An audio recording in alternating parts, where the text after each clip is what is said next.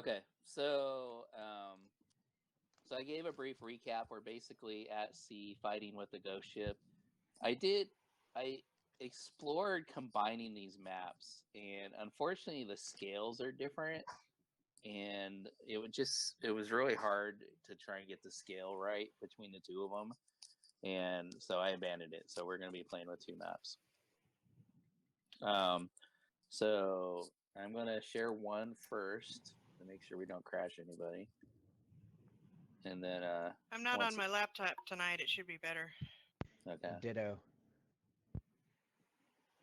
Okay, so once I'm everybody not on has the that Etch a one, Sketch. once everybody has that one, let me know, and then I'll share the other one, and then Got we'll it. start at the top of the order. It's loaded already. Got it. Okay, I'm going to share the other one. Okay, so we have a couple skeletons left on the other ship. We have Captain Happy Jack Bloodstones left. We have a couple sea spawns, and we have the Shadow Mastiff are still available. Currently, there's 3 of you frightened. That's Raph, Villaroff, and who was the other one? Is it Sturm? Yeah. And are frightened from the Shadow Mastiff. And if What am I? Oh, we just lost 2 characters again. Akun. Reese? What the fuck? We lost Reese? It looks like his fantasy grounds crashed, according to Discord. Yeah. Oh wait, was it Sturm? Yeah. I'm here. Yeah, it was Sturm, and he was controlling Akun.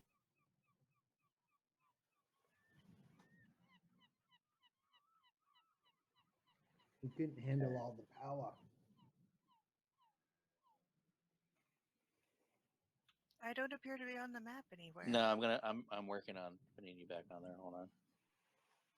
I don't know. I had just hit the Mastiff. Yeah. Anyhow.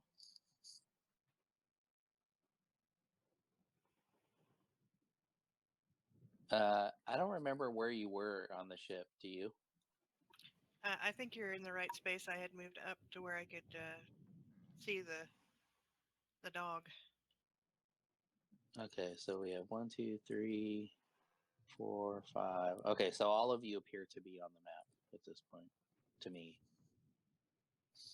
Okay, so let's go ahead. We'll start at the top of the order, and Beldak, that would be you.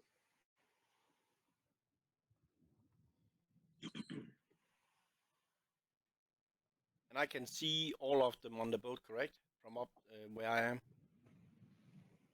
Did you come down from No. the... No, that's why I was wondering why I'm down there. I was on top at the quarterdeck.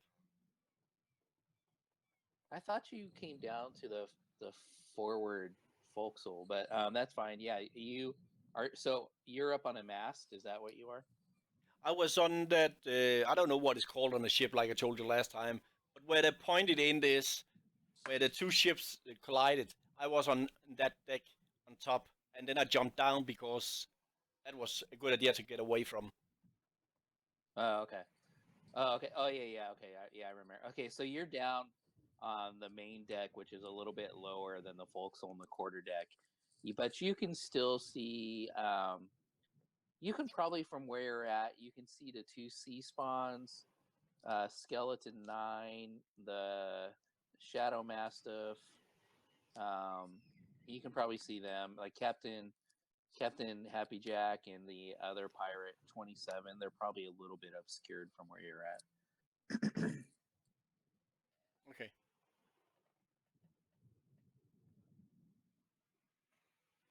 And I don't know why I can't target.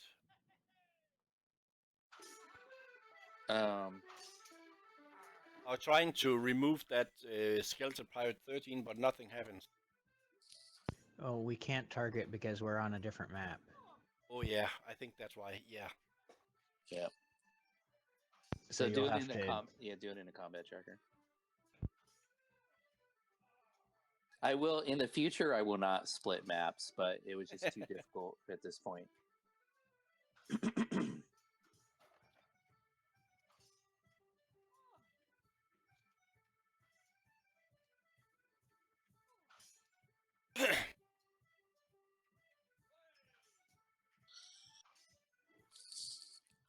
Okay, so tell me what you're doing as you're doing it. I'm shooting with my crossbow at spawn 40. Okay.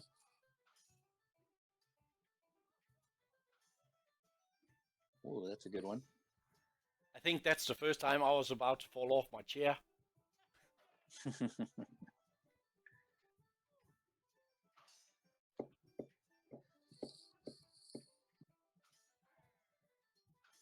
Oh shit! No, wait, I'm.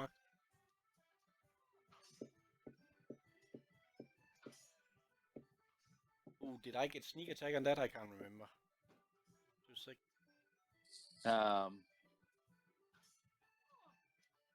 I don't think he would probably get sneak attack in this case. No, I don't think either because there are not anybody surrounding them. Yeah. So, but that's still a pretty good one. You get a pretty solid, shot on them. Yeah, and then I'm loading my crossbow again, as it's a hand crossbow, and then that's my turn. Okay. And Raph.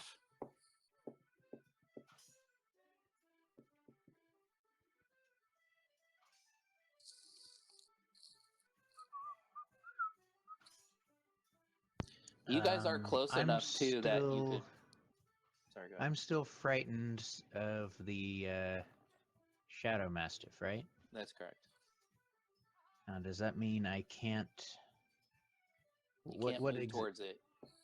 Can't move towards it. Okay, and there's nothing currently in reach. Oh, I can't mean, move towards it, but I could.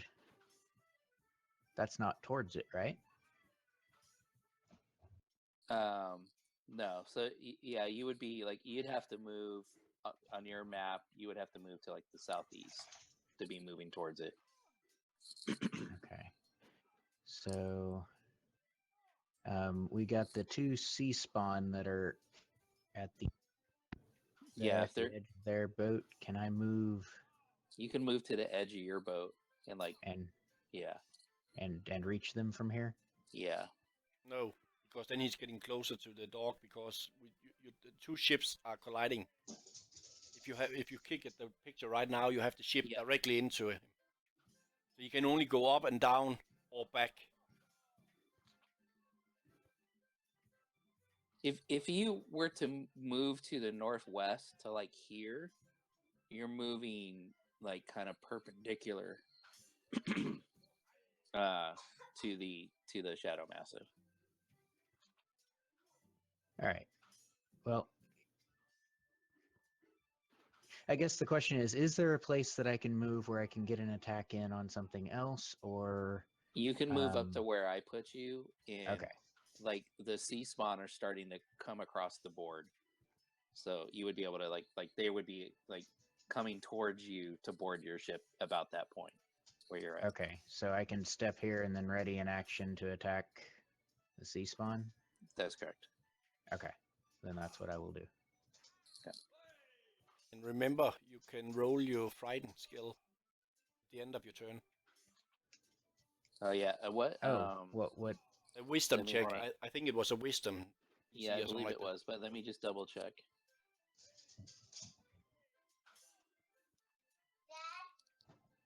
Hold on just one second.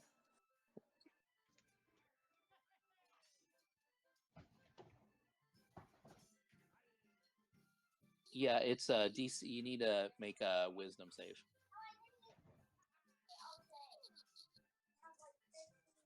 Okay, and you were able to overcome your fear. Okay. So next time around, I'm no longer frightened of the dog.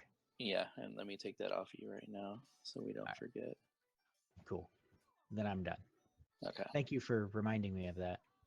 You're welcome. Can you share the maps again, please, Dave? Yeah.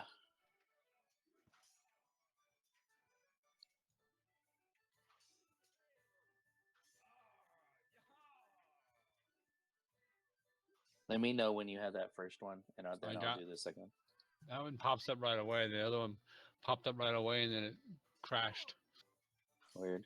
Okay, so you have that one. Yep. Okay.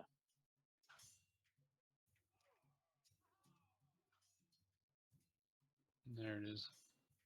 Okay. So it's Marcone's turn now. Right. And yeah, so you're helping him. You're assisting him. So what's the closest guy? Like, how are we looking at our? How many enemies? So are you there? have in melee, you have the 2 sea spawner getting ready to come over, and I don't know, the Shadow Massive may come over next time too. Okay, I'm going to I think I have a cantrip. It's called Searing Flame or something like that. Maybe Stir. Maybe you can confirm that. It's some Sacred Flame, I think is what it is. Cantrip, Sacred Flame. I want to cast that. I want to get undead dead. All right.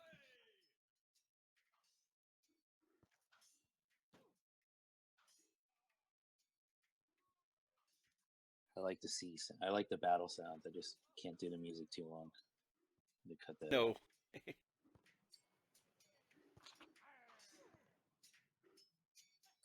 And you're just going to the closest one. Is that what it is? Yeah.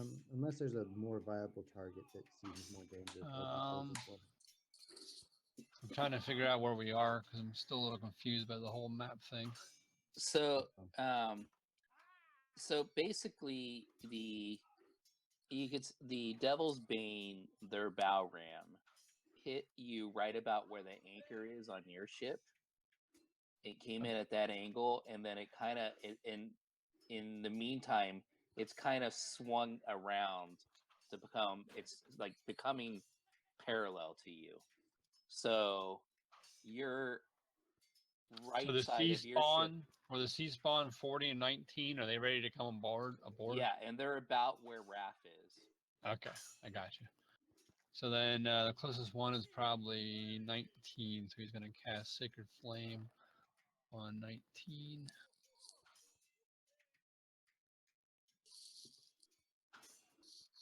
Yeah, and it was a lesson learned with 2 maps. Like I said, we won't do that again. No, it's no problem. We just need to know the tactics. Just using combat track instead. There's no big problem in that, in my opinion.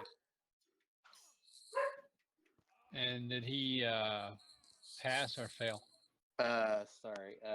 What's your? I'm sure you failed. It'll show it on your Oh thing. yeah, I it already- does. Yep, I see it. First Alright. DC 15, so he failed. Okay, and then the damage. And are you going to stay put where you're at then, Marcone?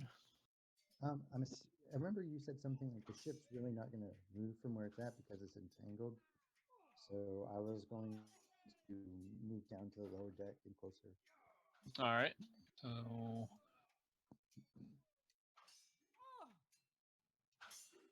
okay, move you there.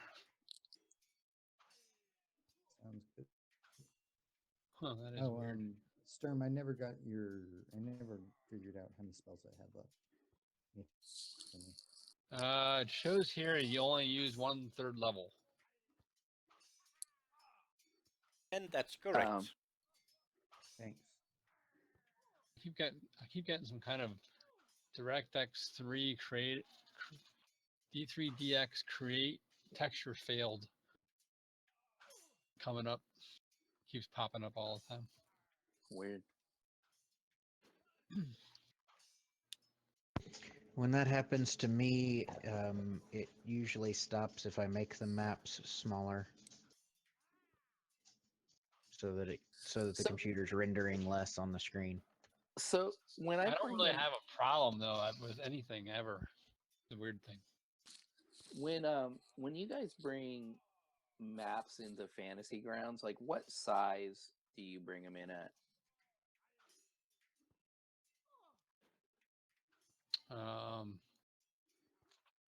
Depends on what you need to use them for, I would say.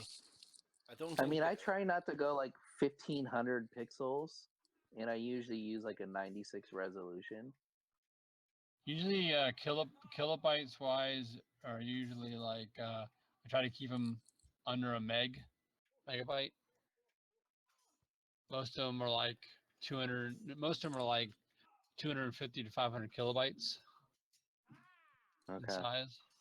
Okay. I'll keep an eye on it. I mean, I usually look at dimension sizes. I guess that's. I don't think the dimension size matters as much as because you can get different, Yeah. same dimensions and different sizes depending on what kind of file you use. Yeah, Okay. It's how much they're Okay. Well, I'll filled work out. on trying to make them smaller. I guess as a Photoshop guy, I've been doing it a little different. Anyhow, so this pirate, Skeleton 9, who's up on their forecastle, he is going to shoot his light crossbow across at the Pink Pearl Crew 15.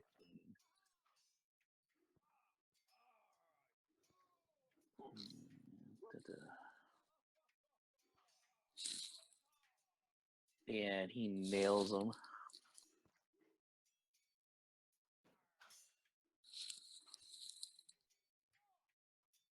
Fortunately, he just kind of wings him with his bolt. And Villaroff. Right. So you are frightened. I probably have a pretty good vantage point right now, right? Yeah, you're pretty good up there. Yeah, okay. You have it's- for what high ground there is, you have it. yeah.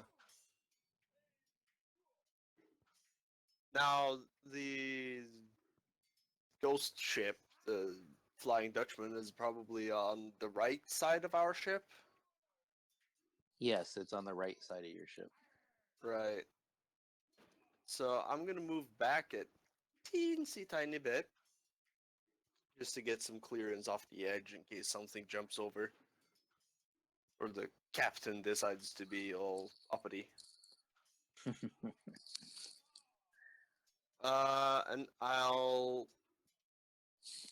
Yeah, I guess I'll start pelting the captain with firebolts. Okay. With my lacking of materials to cast any more powerful things. Where is he? There he is. So I'll just, do my shenanigans. All my flowery and flashy movements.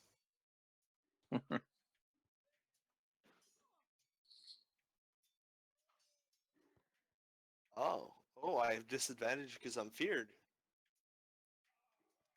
Yep, apparently so, but you still hit. Yeah, I still did. So yeah, Yeah, pretty good too. yeah. Sort of roars out and hits him in his skull. So yeah, His so old- your fire bolt goes across and it hits him in the face and he's while he's pretty skeleton in nature, he still has a beard for some reason. And so his beard is singed and scorching now. A little bit of a flame and he's like, ha, ha, ha, it'll grow back. Is this speaking skeleton? Yes. Oh. Why not? Sounds good. Yeah. So let's see. Crewman 15, who just took the bolt, he's going to return the crossbow favor to the skeleton that shot at him, and he and he hits too.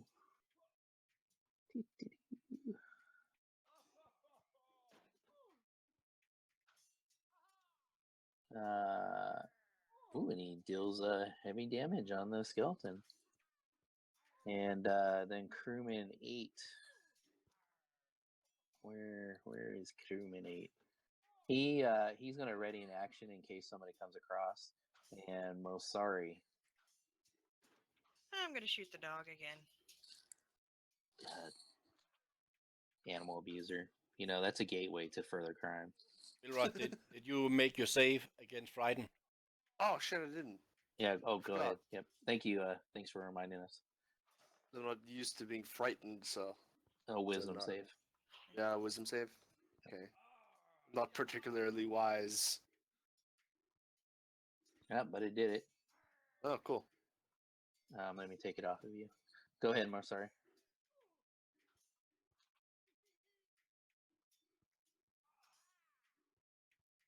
Hit it.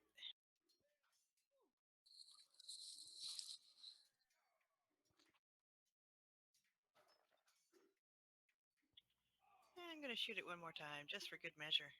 Yeah, man. Don't kill my dog before I get to do anything with him. Washing a dog, washing a dog.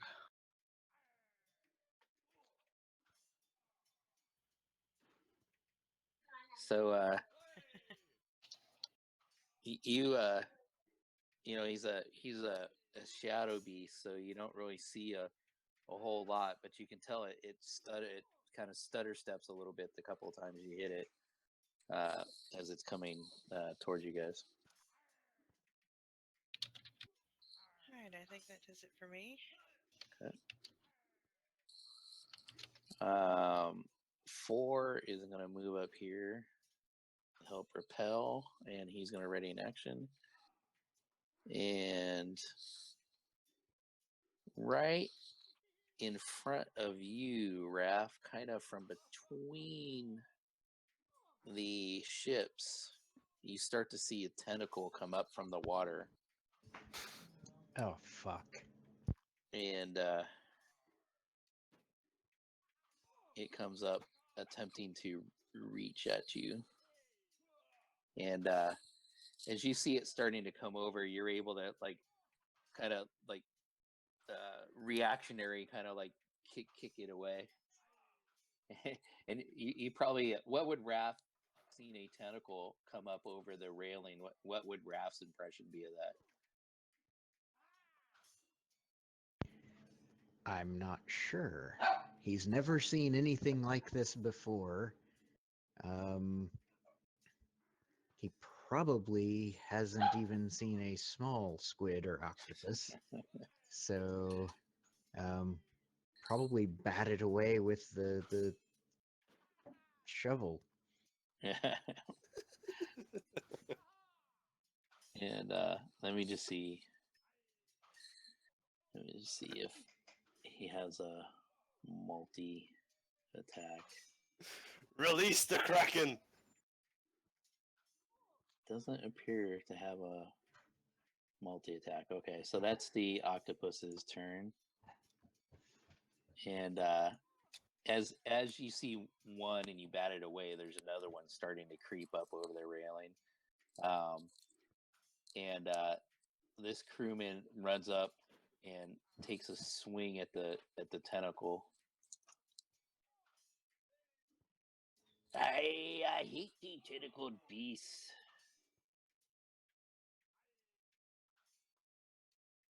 And and he hits it. And where's damage? He kind of hacks into a tentacle a little bit and starts, drawing a little bit of ooze out of the tentacle, but the tentacle doesn't even retract. And Sea Spawn 40, he is kind of leaning up on the railing, wanting to come across, but you guys kind of have kind of a little, you're blocking away a little bit of a barricade there, so he's going to attack Pink Crew 5, crew member 5, and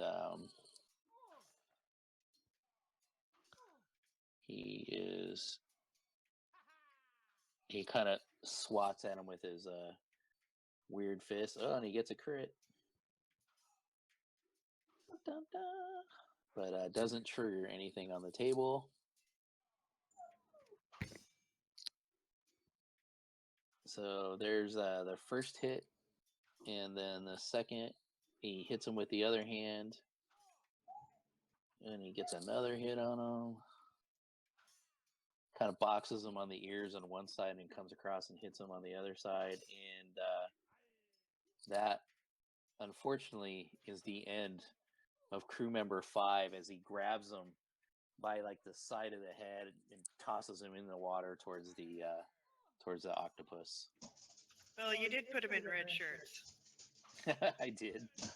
They were told they weren't red shirts.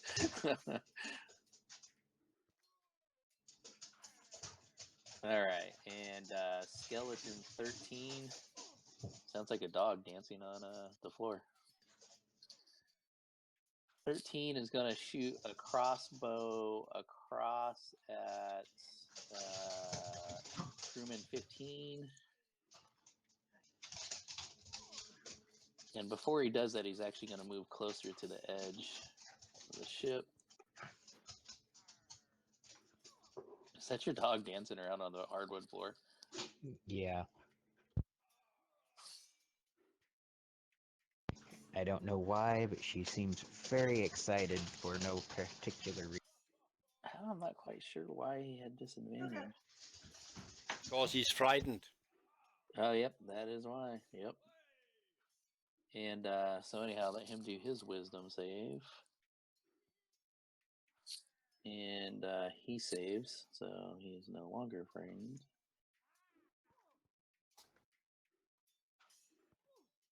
All right, and that is that one.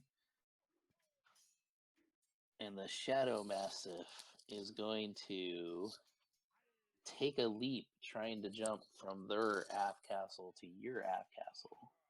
Oh shit. And I have no idea where that is on the ship, just so you know it. But I see it. That is back where Villaroff is. Okay. Unfortunately for the Massive, he takes a leap and hits the railing, and one paw is kind of up and over, and you can see, and he lets out a loud howl and slips between the two ships towards the water, and as the waves come and start smashing the ships together, bam, he's pancaked right between the two ships and goes between the water. Yeah. You didn't want us to kill it. You killed it yourself. Oh, with as bad as he rolled, that's about all could happen. What did he roll? It was like a 2. Oh, wow. He was trying to jump over, and it was not good. Oh boy. Damn, that's a bummer. But that's how the Shadow Massive crumbles. Pirate 7 is going to move up to the edge here, and he is going to use a crossbow and shoot across at Villaroff. And as he comes to the side, he's looking down at the Shadow Massive getting smashed between the hull of the two ships. And he looks up and he sees Villaroff laughing. And he takes aim on you.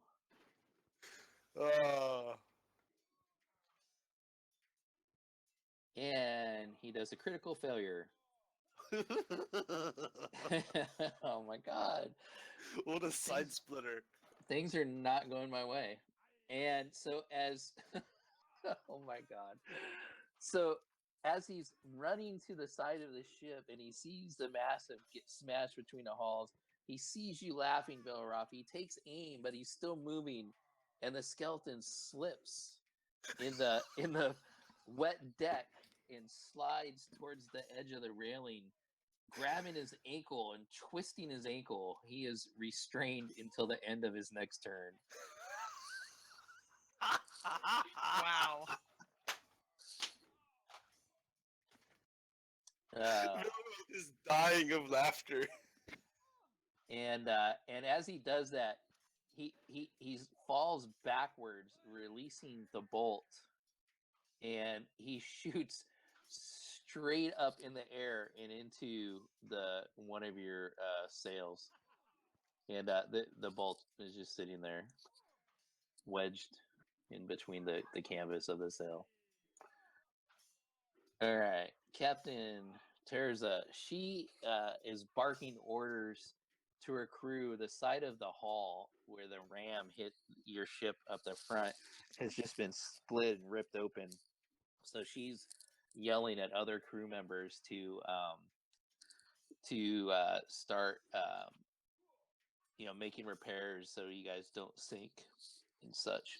And after she does that, she is going to move to. Whoa! Oh my God! She's going to move closer to the edge of the deck and ready in action in case something else comes over as she's barking orders. Sturm, you are frightened, by the way, too. So. All right, and just for your information, I closed the windows, and when I reloaded them myself, the problem went away. Oh, good to know. So I don't know what that's about, but anyhow. All right. I'm going to. Did you update your fantasy grounds before you came up? Mm-hmm. Oh, interesting. Okay. Yeah, good to know though. But yeah, immediately after I loaded them up myself, they loaded up fine and no problems. Well, good to know. Okay. Let's see here. What I want to but I can't. I can only move 5 feet. Let's see here. I'm looking at a long jump here, regular jump rather. Oh well, the mastiff's dead, so you actually wouldn't be frightened anymore. Oh, it is dead? Yeah. Oh, okay. Sorry. Can you remove that then for me? Yep. Sorry. I thought it just fell. Well, no, he got smashed between the ships, and Oh, okay. Shadow Mastiff wouldn't be able to probably get back out of the water anyhow. So. Okay. GM storytelling liberty. They can't blink away. Okay, so I can't make a long jump because I can only go 5 feet before the end. So, but I can do a normal jump, which is half that distance. So it should be so it's 10 feet. So I can jump. I want to move over to there, and I want to jump over to the ship, which is I can jump 10 feet. Okay. Do you? I can't remember jumping. Do you have to do a roll, or is that just an automatic thing? If you Depends. so I can't make a long jump because I don't move at least 10 feet, so it's half that, so it's only 10 feet, half my strength score. It says you have to succeed on a DC 10 strength athletics check to clear a low obstacle when you land. So is there an obstacle? Well, there's the railing, yeah. So The you would ship's be railing. you would be All right, jumping so over your I ship can roll. railing, and ships are rocking. Right, so let me make an athletics roll. Shit, I hope you don't fall in the water with all that armor on you. Ah. So I just cleared it. Yeah. So you put one foot on your railing and jump and leap to the other side. As you start to jump, you see their side of the ship start to come up in the wave, and it kind of hits you, and it kind of hits your foot, but you're able to clear it, and you stumble a little bit, but you maintain your feet, and you land on the ship here. After seeing what happened to the dog, that took balls. That did take balls. In fact, I'll give you inspiration for that. Can you imagine if I would have got like a 5? Oh, God. I know, I was kind of afraid if that would have happened. I've been swimming. All right. Can you put him on the map? He did. Okay, where? I can't see him. Oh, there he is. He's tiny. Yeah, I'm just going to make myself a little bigger. Okay, so... Did you give yourself the inspiration, or did you already have that one? I did not give myself inspiration. Okay. So I you already have two had that. now. You have All two right. now. Okay, so that was let's see, it was 5, 10 feet. I'm gonna go over immediately to the spawn there, and I'm going to use my shield to try to knock it off guard, knock it prone. Find my tab. All right, so this is going to be as a bonus action, I'm hitting with my shield Okay. to shove him prone. So you can roll athletics or acrobatics. Okay. He is going to roll athletics. And you beat him. All right, so I'm going to knock him prone. So then as he goes to fall down, as he's falling down, I take my... Hold on, let me put prone on him. All right. Yeah, you haven't targeted him. There you go. Okay, so as he's falling down, I'm taking my my long sword and I am slashing at him. So this is the sword we've talked about, right? Yeah, this is the one that I Okay. I do not wish to part with. Okay. And I hit it.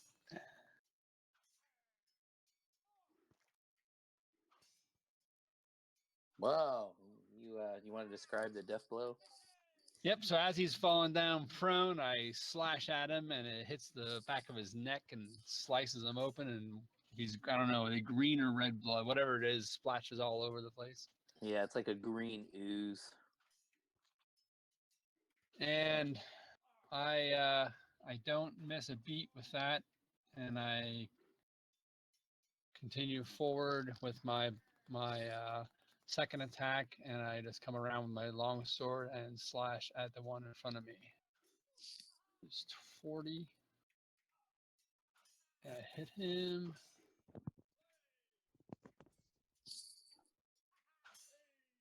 Wow. And as I hit him, he does the same thing, and he flies and up against the corner of the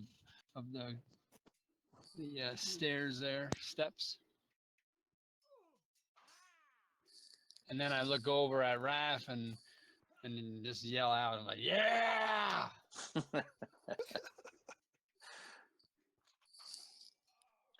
All right, Captain Not So Happy Jack Bloodstone.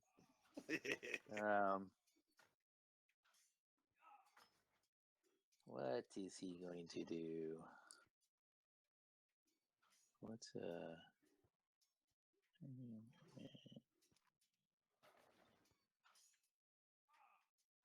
he is gonna start moving this way, and he jumps down the ladder. Sorry, hold on, I'm moving the map. That's not actually where he is.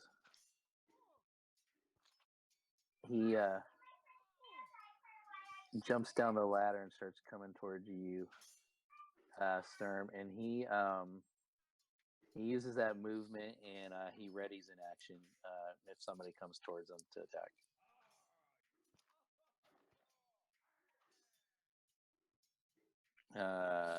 Pink Pearl Crewman 2.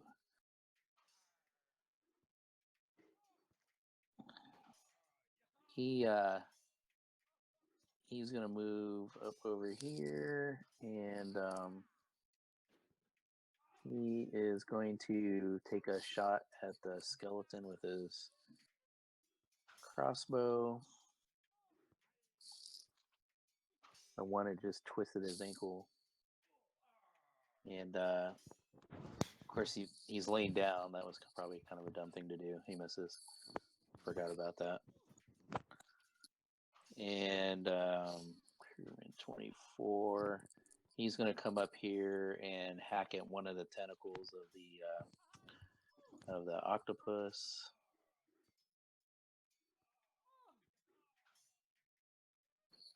And he hits the tentacle. And he hacks into it a little bit more and severs off a small piece. And Beldeck.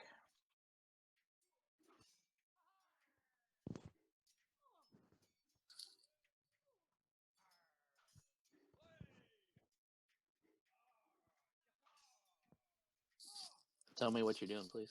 Yeah, just a second. I'm just finding target.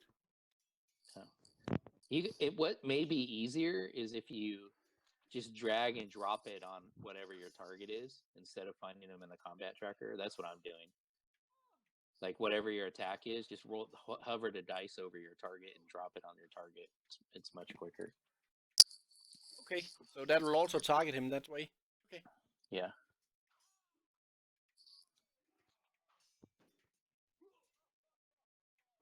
Oh my god, I must be dreaming.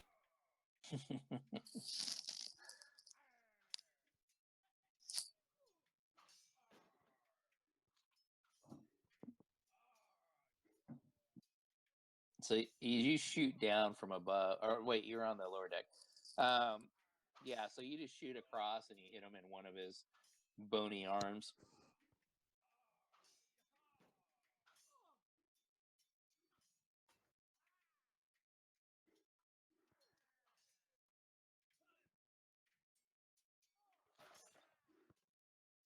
Anything else? And then I'll jump over with Storm Mist. Okay. So take your run and give me a roll. I tried to move myself, but I can't put on myself on that next map. Yep, I'll get you.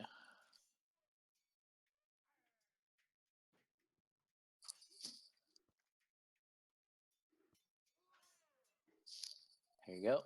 Am I not coming closer to Storm since I was on the other side of him? You were. I was You were below. right- I was You below. were right here, right? Yeah. Okay, so if you come across, you're basically going to come across this side of Sturm. Okay. So and as you run to jump,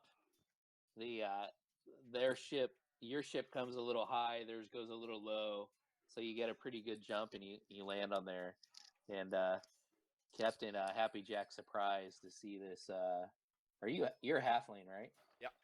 Yeah. See this halfling flying through the air, your arms waving like windmill-ish as you come over. I'm waving at him in the air. I'm jumping. Yeah. And you do a nice tuck and roll on the deck and then move over behind Sturm. Yeah, and that's my turn. Yeah.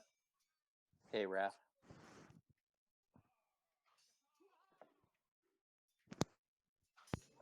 All right.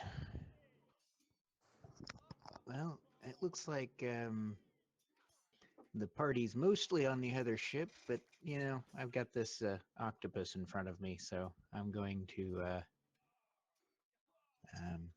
Calamari his ass. yeah. If I can find my oh, there it is. Ooh. Or maybe not. So that was his first attack. He was distracted. He was distracted by watching the puppy get squished. Yeah. He has a horrified look on his face. And second attack. So on the backswing, he does a little bit better. Ooh, he does a lot bit better. Yeah. So your shovel comes across sideways and severs a tentacle coming up over the railing, and it's like kind of moving like at your feet on the deck. One question, Dave. Is the octopus that far away from the ship, or is it just below the ship next to it right now? Yeah, it's actually below, like kind of, it's, I meant to move it last time, I didn't. Okay. But yeah. Okay. It's a giant octopus. Yep. Yeah. So Raph sees the tentacle flopping at his feet and tries to kick it away. Give me an attack roll.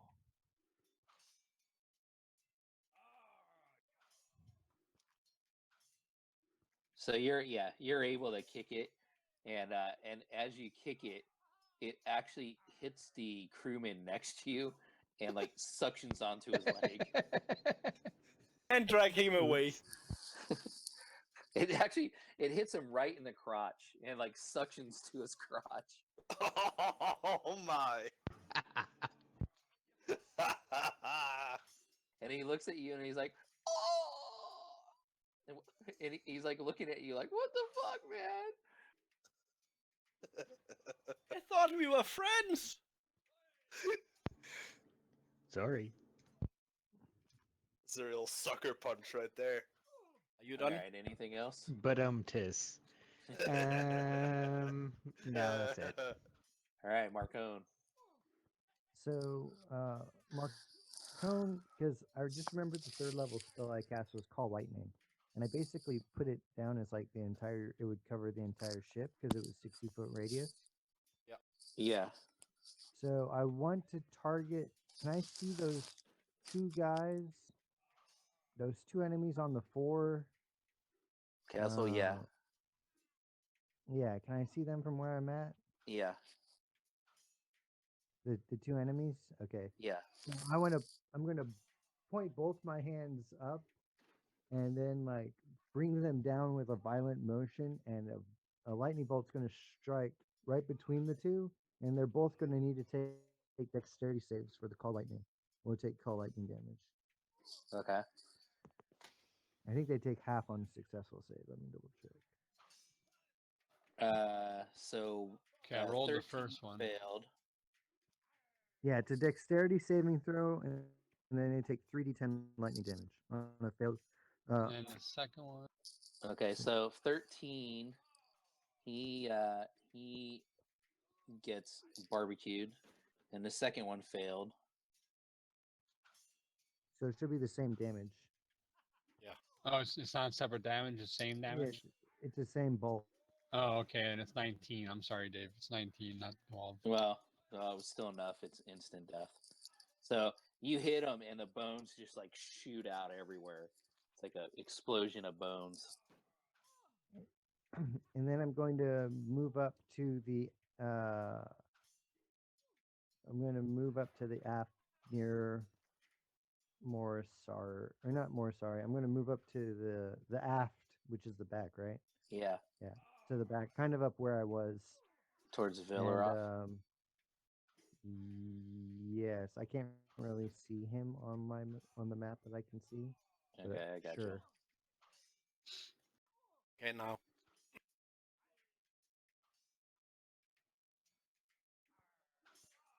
All right, Okay. Villaroth. So I'm recovering from my laughter of pure insanity at the shenanigans that like happened before me. But I have my eye on the captain, Captain Crunch over there, which is about to crunch, by the way. At least a little bit. Yeah, I'm gonna firebolt. Okay. And I'm gonna throw a twirl into my firebolt this time. I'm gathering the firebolt, twirling around like in 100 like 360 degrees, and I'm throwing it like I'm like ha ha.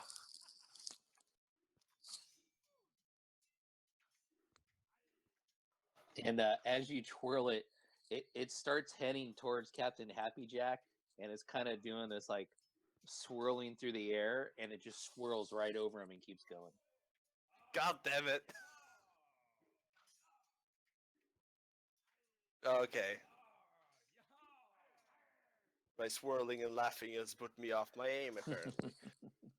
I'm gonna like expend a bonus action, and I'm gonna burn one of my second level spell slots for 2 sorcery points. Okay.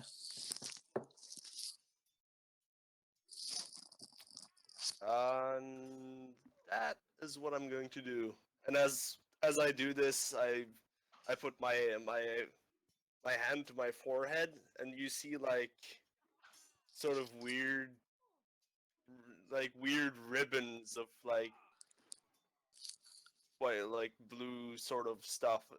It sort of transfers from my head to my chest as I sort of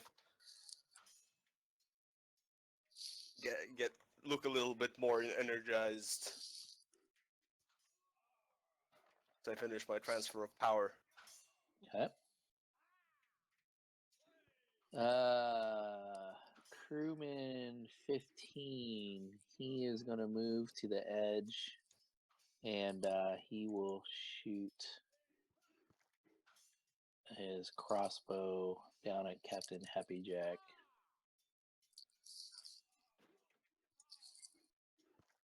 And he nails him.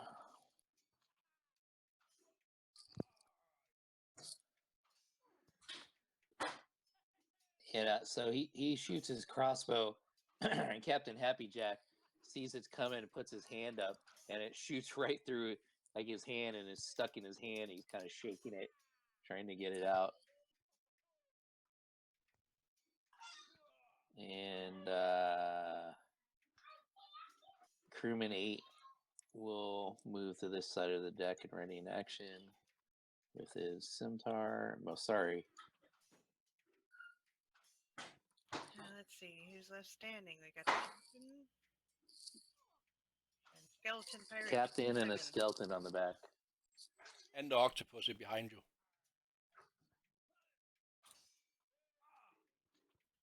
I think I will shoot at the captain.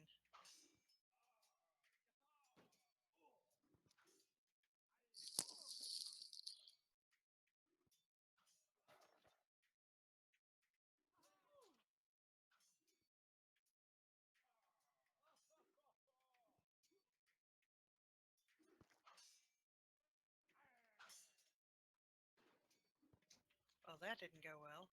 And as you're aiming, your ship starts to, the bow goes down into a wave, and your aim shoots up high, sails off into the air. I'll steady myself and try again.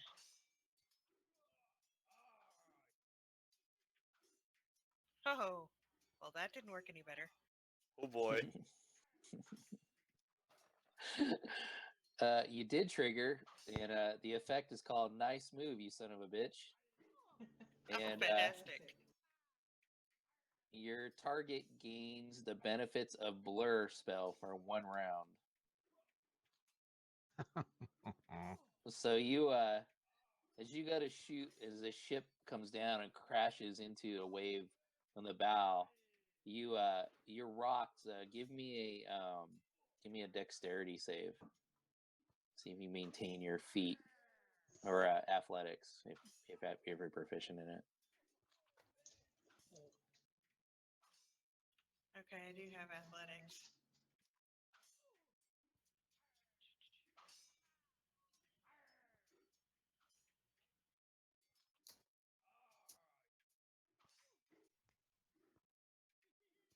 So yeah, so you kind of fall backwards a little bit, but the railing is there to prop yourself up, and you're able to maintain your footing. But because the ship came crashing down hard into the wave, Captain Happy Jack has the benefit of Blur.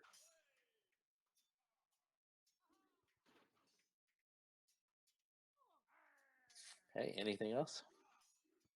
Nope, that'll do it. All right, this guy is going to Crewman 4 will attack tentacles coming over the rail.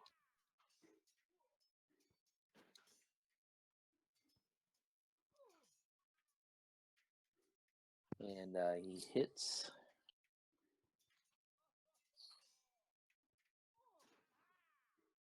And takes another deep gash into one of the withering tentacles coming over the railing. And as he hacks the giant octopus. The giant octopus is going to attack him. More than 4. And because he hits it with his sword, he misses. And the octopus moves a little closer and is coming over the railing more. Pirate 27. He is going to take a leap and try and jump in the rear quarterdeck there. So why is he restrained? He tripped and he wringed his ankle. Oh yeah. So his last turn. Thank you. I need to take that off. Yeah, he twisted his ankle and his crit said he was restrained for that turn. And it's only a bone ankle, so probably a snapped. All right, so he is able to make the leap across, and as he does that, that ankle that he twisted actually falls off as he's coming across the deck. But he's still able to like peg leg it over, and he lands right in the railing, right in front of Captain Teresa. And he is going to, as he lands, attack her with his scimitar. Oops. Yes. Oh, actually, it's Pink Crew 2 member 2. Actually, who he's attacking. He misses, coming over. He's a little lame on his swing since he lost a foot coming over. Captain Teresa, sorry, attacks him back, and her first swing misses, and her second swing misses as well. She apparently is too distracted with calling out orders. Sturm. All right. So I immediately run up to the captain there. It doesn't usually go this way. You have quite the foe you are, but Captain Happy Jack has yet to lose a battle. So as I'm running up there, I have my shield ready, and I'm going up and then bashing him, trying to knock him over.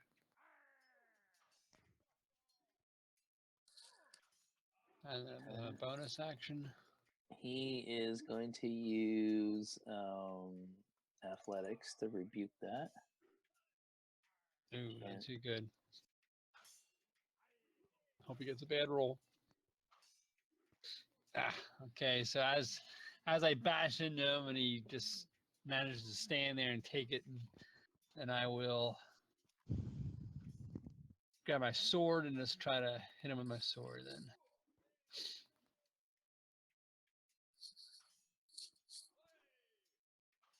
Okay, and let me see something real quick before you do sorry, that. sorry, I already did it. That's all right. Just we'll see. Okay, so he is going. No, I'm not going to invoke that now. Okay, so you do. Yeah, you hit him on your first one.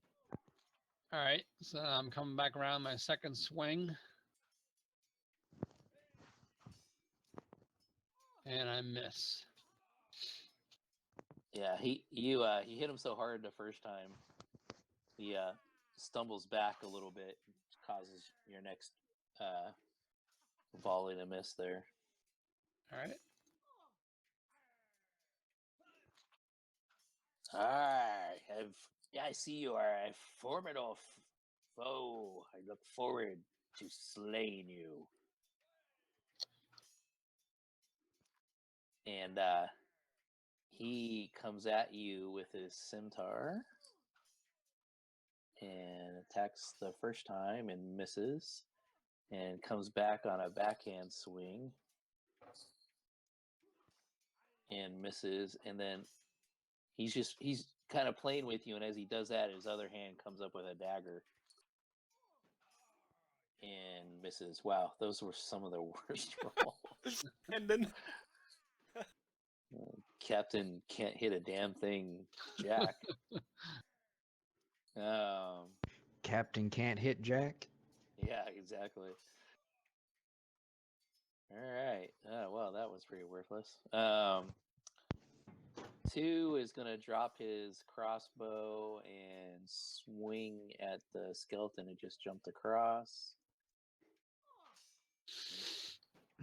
I dropped my pants and hit Captain Jack with my dick. And then Whoa. it's a religious thing. You wouldn't understand. So it's required by my God. It must be a Catholic. And he hits the skeleton.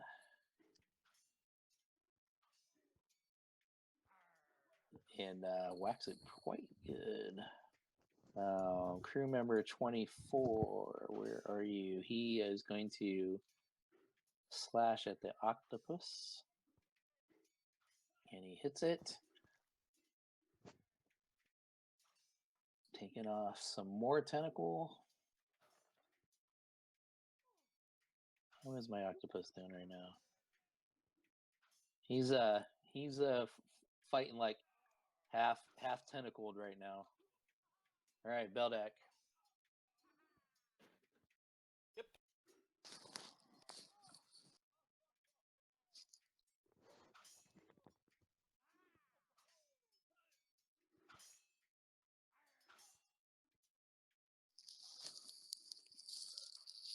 Tell me what you're doing as you're doing it, please. I moved my token. Well, I know, but describe your attack. Tell me what you're doing. Yeah.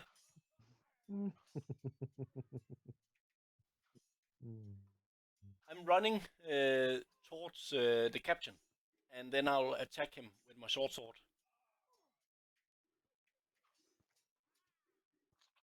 Okay. Oh my god, 3 times in a Yeah. row. Yeah, you're rolling good tonight.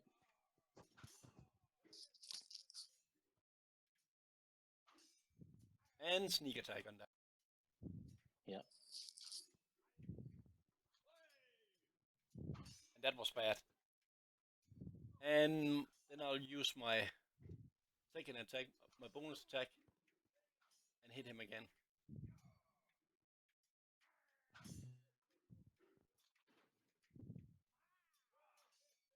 Okay, now it's done. And that's my turn. All right, Raph All right. and Marconi are up next. I'm gonna put the thwack on the octopus again.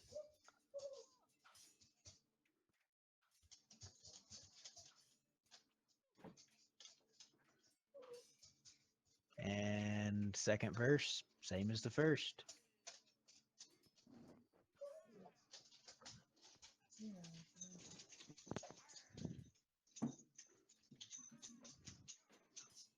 Hello, Yeah, that's weird. dice. Oh. So you hit with the shovel. Right. Try rolling damage again. That was weird. Can you? Your dice just like stopped on my screen. Yeah, they're just stuck. I'm afraid to roll again. I'll try it.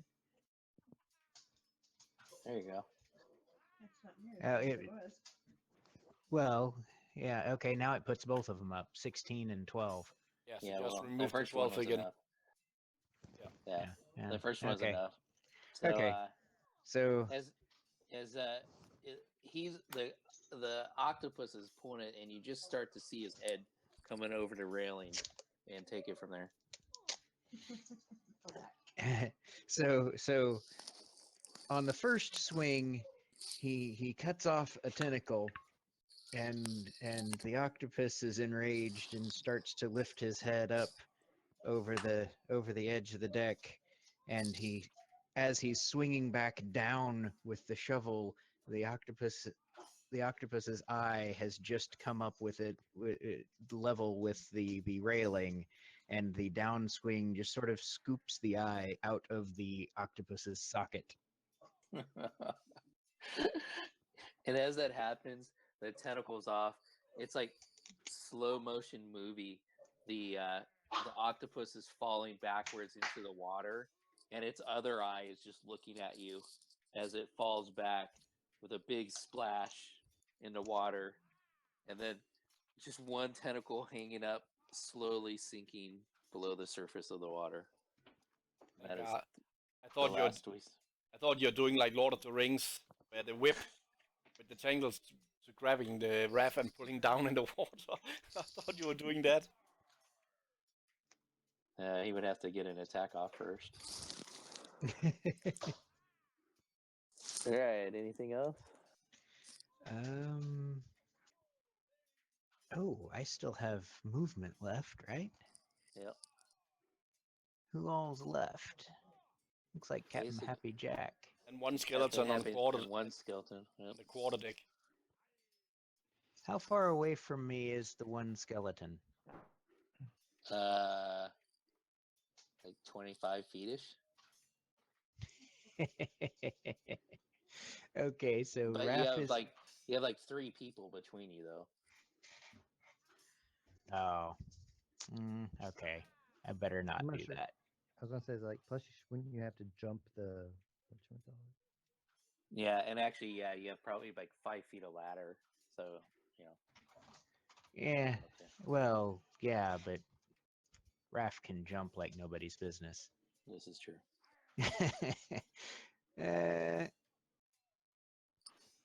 How hurt does Captain Not So Happy Jack look at this point? He being he doesn't have any flesh really. It's hard to tell. He's moving slower, and he's missing a couple bones here and there. Well, considering as there's 1, 2, 3, 4 people around just the skeleton, Raph's going to jump over next to Captain Happy Jack. Okay. So that will be athletics, yes. Or strength actually.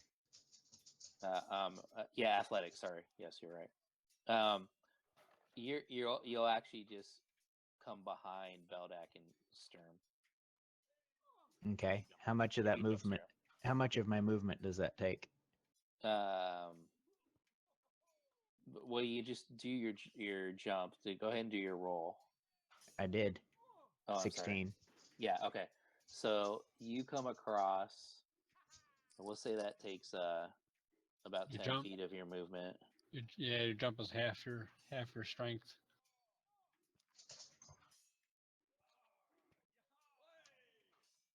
How much of my movement did you say? 10. Okay. So 10, 15, 20, 25, 30. No problem.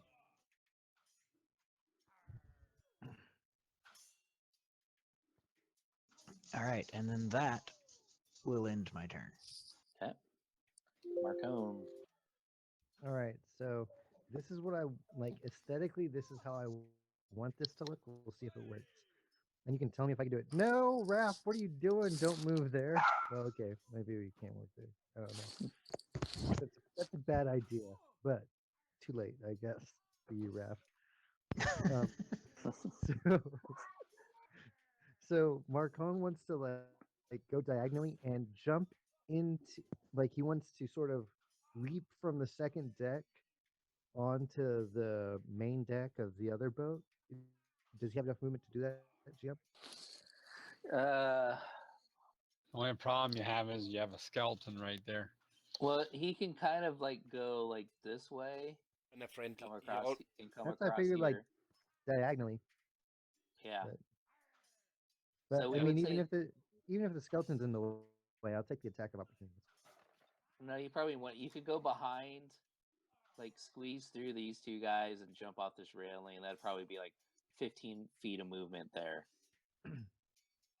Okay, so I want to do that, and let's go ahead and roll the athletics check before we figure out if something cool, and before I get to do my cool thing. Okay. Go ahead, Sturman. Roll that for him. There you go. You get an 18. 18. So I want to come in that square. Um, if I get to choose where I go in, I'd like to go in like right to the bottom of him, Yeah, that's like or here. to anywhere on the diagonally of him. You just tell me where. All Yeah, good. you would probably land, I would say, about here. Oops, wait, in this there. Okay. Anyway, so as I'm coming down mid jump, I want to reach up my hand and like sheath it in lightning, and then like bring it down with me on my fist. uh, and you know what? I'll be nice, Ref. I'll hit us three.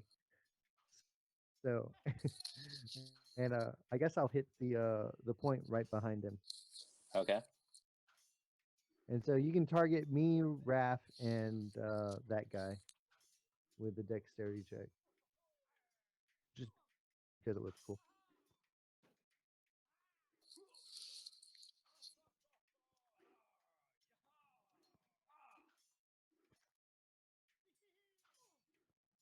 Are you doing that, Reese?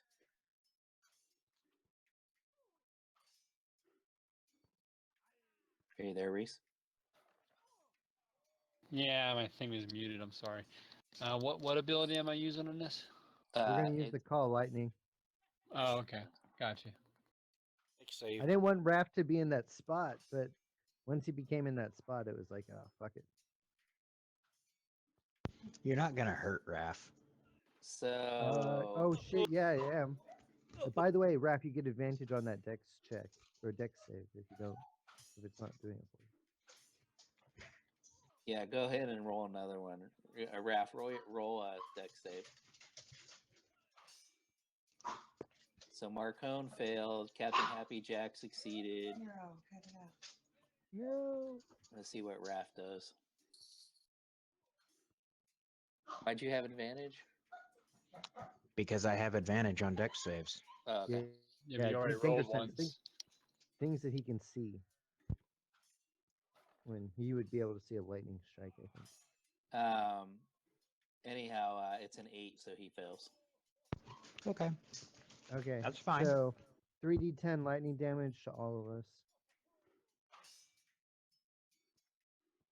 So Marcone, you took 17. Yep, that came out right. Okay, cool. As a reaction, I'm going to use Stone's Endurance. Okay, and remind me what that does. I get to reduce that damage by 1d12 plus 2. Okay, go ahead and roll. So 5. That should have automatically healed me by 5. Okay, it did. Yep. So Are you staying where you're at then, Marcone? Yeah, I'll stay there. All right, Villaroff. Right. Seeing as the skeleton, as mildly annoying as it is jumped over, I'm just gonna look at the captain and nod sort of quickly. How far is it to the forecastle? You got about 23 feet from the quarter deck to the forecastle. Okay. So I'm gonna take like a slight step forward. I'm gonna misty step to like the other side. Okay. I'll probably end up beside Morisari.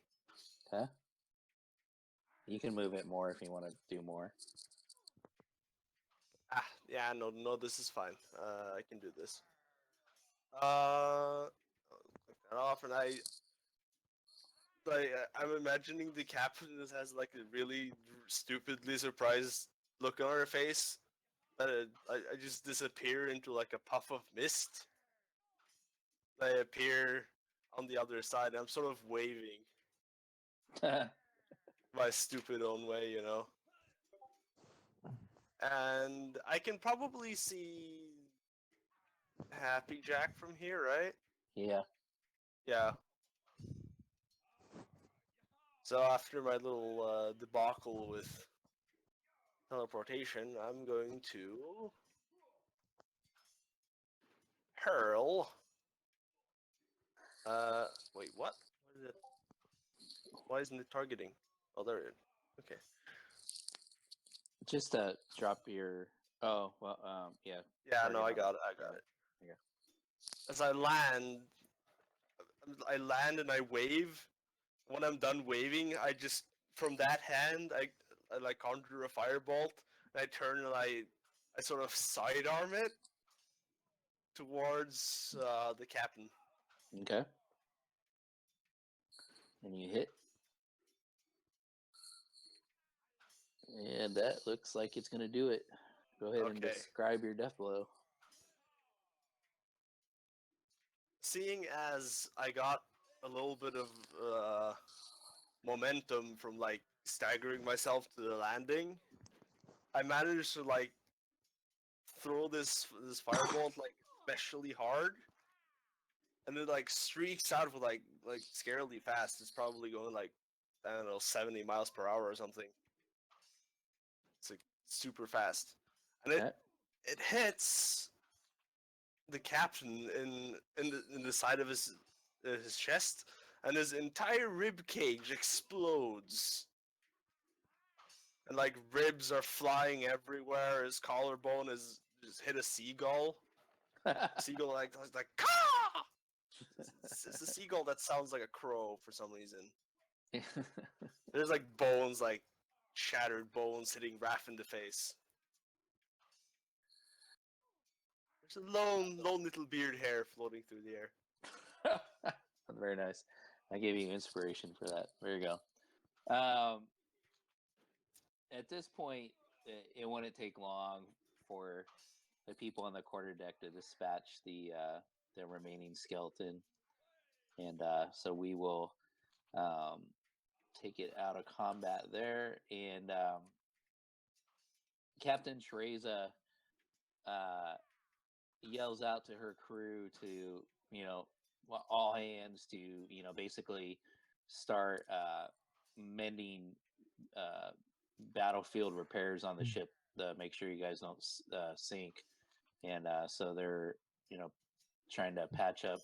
There's an actual name for it. I can't remember anymore. But so they're working on, shoring up and patching up the holes and, basically doing at sea quick repairs to make sure the ship doesn't sink. And after a while, things stabilize. Let me go ahead and distribute XP and such, and then you guys can tell me what you're going to do from there. So just give me a moment. So that's also XP from last time. Yeah.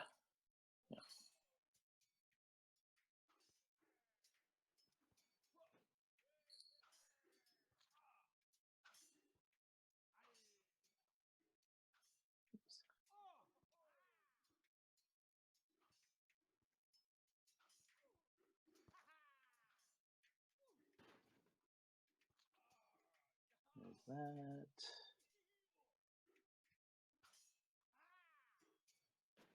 And this.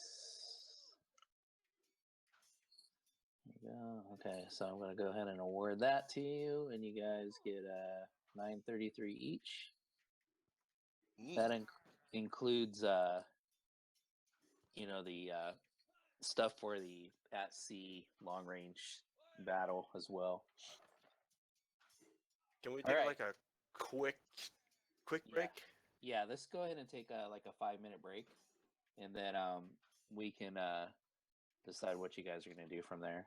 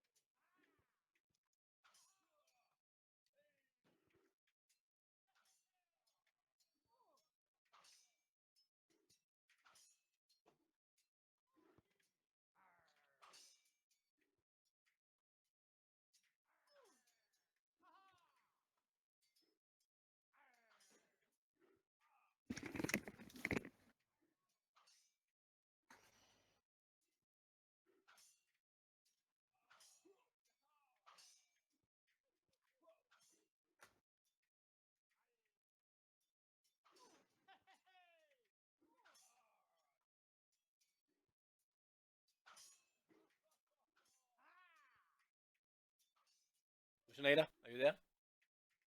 Yeah. Don't worry about what I'm typing. If you have seen it at all Wait, where?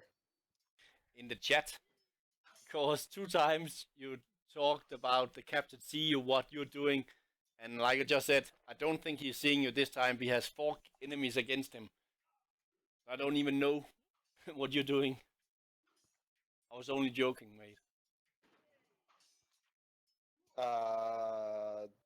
Wait. Oh no, I wasn't waving at the skeleton captain. Okay. I was waving at our captain. Oh, I thought you said the skeleton captain. No, I didn't. No, I understand your confusion. I sort of momentarily forgot what her name was. Tessa. Terza, yes. Or something, yeah.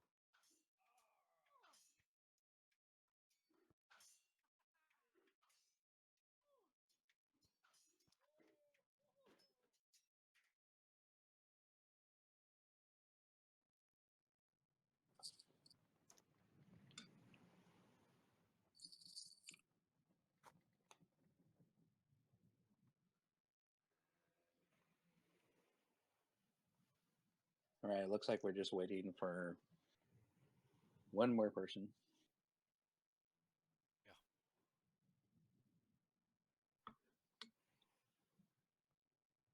I'm gonna take this opportunity to eat my dinner. I was about to say, enjoy your dinner. Nom nom nom nom. Macaroni and cheese tonight, apparently. Oh my god. Oh, dude, like, Dinner of seriously. champions. Yep. You know, macaroni and cheese is like a big thing here in Portland for you guys that haven't been here. That and tater tots for some reason. Seems like every bar has them. Okay, and what is that? The last part? Tater tots is like little shredded potatoes, and they roll them into like a little cylinder type thing, and then fry them. Yeah, it's basically a weird way of making potato chips. Okay. Or but fries? Fries is a better. So Actually, Well, they're it's like- closer to hash browns. Yeah, Well- hash browns. Well, American, what are they not frying? Oh, I mean, what that's a are bad some- hope. civilians not fighting? Hey, at least Yeah. our shit tastes good. That I came it from holds Texas merit. originally. There is nothing that they won't fry. Did you all mark Fucking that fry- your Did you all mark your back? You still need one or what? Yeah, I'm not sure who we're missing. I wish they said like you can see like who Yeah. hasn't checked. Yeah, exactly. I know they're working on that in the update also. But when we get it, yeah, who knows? It'll come sometime, you know. Yeah, I just hate they put out that video about dynamic lighting a half year ago, and still they're just saying we're working hard to get it out, but still a long way to do it. That was like an early alpha test, right? Yeah, it seems like it's been like a year at least. Oh, it's a half year. Half year since they set that out. It's all right, man. I would just say, let it go, man, and that'll be out when it's It'll out. come eventually, you know. Same with the new client. It'll come eventually. That is I the just- we're only seeing it when the new client Unity is coming out. It'll not be out That's before what I'm that. saying is, like, but if you keep pushing it, like you get like a subpar product. Yeah. Just All right. develop. So Is as the the ships battle... Go ahead. is the ship still sailing, floating? This magical skeleton ship, or is it just like since the captain died now? There's nothing. You know what I mean? No, it's still there. Okay. It's still there. It's even with all the holes in it, and you look at it and there's like big chunks missing out of the sides and stuff. You kind of wonder how this thing even sails. Yeah, that's And why how it's even still floating. Yeah. And Captain Terza, she says, "Wow, I didn't think this was true. I've heard the rumors of this ship attacking in this part of the sea. I thought it was people being drunk or just wise tales. I never really thought this was a thing. But from what I heard, this is quite, miraculous that we were able to defeat it. I've never heard of anybody surviving a battle well with you the had Devil's us Bane. you had us with you. Wow, yes, and that definitely. I'm sure that's what saved the day. You guys were. I'm glad you guys came along. Well, I think we should while you're fixing that lost ship, I think we should go on this ship and search it to see if there's anything of value, and maybe see if there's some way find out why is this ship even floating. Bilroth, maybe that's something you can help with, because it must be some magical for that. Perhaps we'll see what we can find. I do admit I am curious as well as what this ship is, and if it has any riches. Yeah, and can we sink it even? I don't know. I threw quite a few fireballs at the side of that ship. Yeah. Let's loot it before we try to sink it. Yeah. And the Okay, captain. good. So I'm gonna give you Pillage, guys. then burn. Pillage, then burn. I'm gonna give you guys a new map. Give me just 1 second. I should have masked some of this out, and I did not. So give me a moment.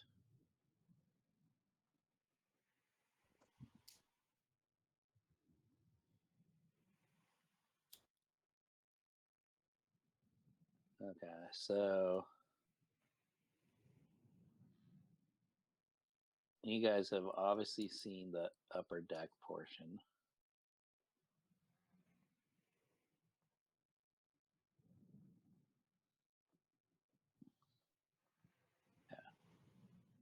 And let me place you on this. So who's all? Is everybody going over to the other ship? Is anybody hanging back? I should ask. I'll be, how much of a gap is there between the ships? Is like a 5-foot gap or something? Well, what they've done is they've used some ropes and tied it alongside, and it's fairly easy now to cross over to the other side. Okay, so I could just like hop over, you know, Yeah, sort of. Okay. as long as you were careful, you wouldn't have to make a roll. Yeah, we did in Okay. the battle of the heat of the battle. Sorry. I'll go over and have a look around also. Yeah, being a gangly motherfucker, I'll just sort of carefully climb over. I'm already over there, so yeah. Okay, I know I'm missing somebody. Who am I missing? Wilbrod, he's on the other map. Yeah, you guys can close the old maps. Yeah. I'm gonna send you a new one here in a minute. I'm saying you miss Wilbrod. I'm gonna keep my storm out for as long as possible, just in case something else comes out. Ridiculous. Was that your dog or my dog? Well, I've got a dog whining, so Oh, okay, so it wasn't my dog. I thought my dog was outside of my door or something. Okay, hold on just 1 second.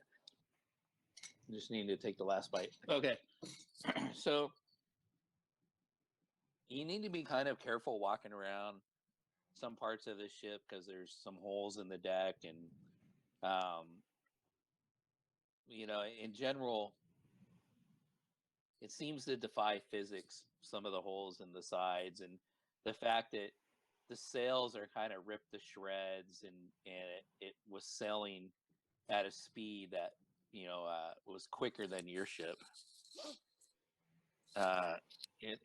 Quite interesting. But you guys, right now, you are all on the main deck, and there's a ladder going down, and then there's some coverings over a couple holds right there just beside Raph. And then there's a single door forward and 2 doors aft.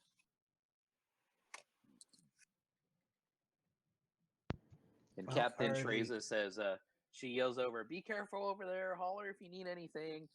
Keep in mind, if you find anything, we split it."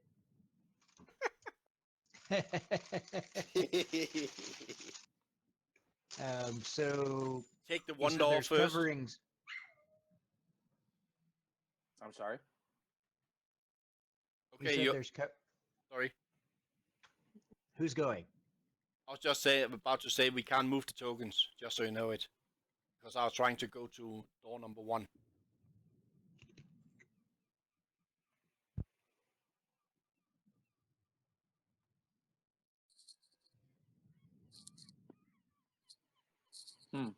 They're not locked.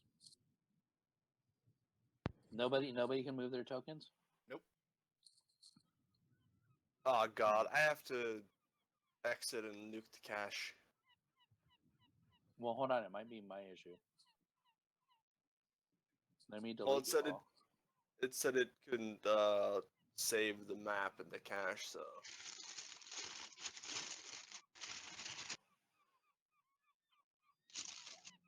Hey, let me try dragging you over again. Try using that green helm instead, so just place them all at once. Oh, okay. Yeah, what do you do with that again? Below on the combat tracker, you have the 3 different color of helms. You just click the one, green, yellow, red, whatever you need to. Okay, well, I don't want to send everybody from the ship over. Actually, what I'm going to do is... Oh yeah, that's... Let me delete the crew members off the combat tracker.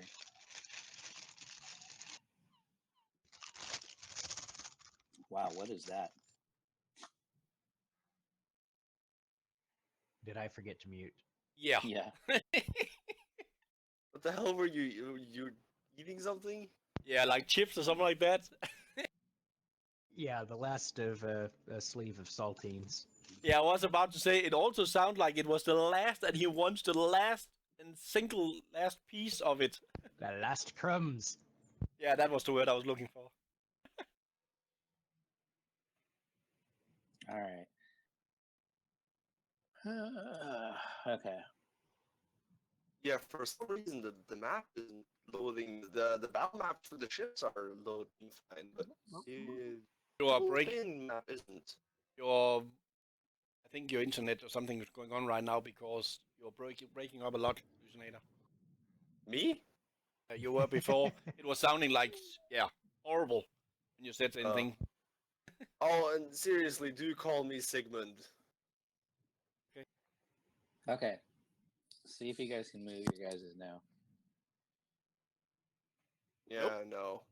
Oh, I know why. Never mind. Hold on. I know why. I'm an idiot. Okay. I didn't put the grid on this stupid thing. Let me put a grid on it real quick. Oh, okay. That's what it is. I forgot to put a grid on.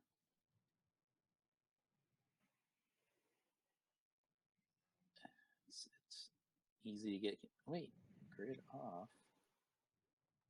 I did put a grid on. Right on.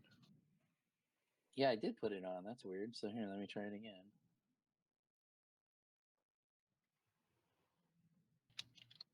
Ah, Jesus. That one sucked. That sucked because I did have a really good grid on there before.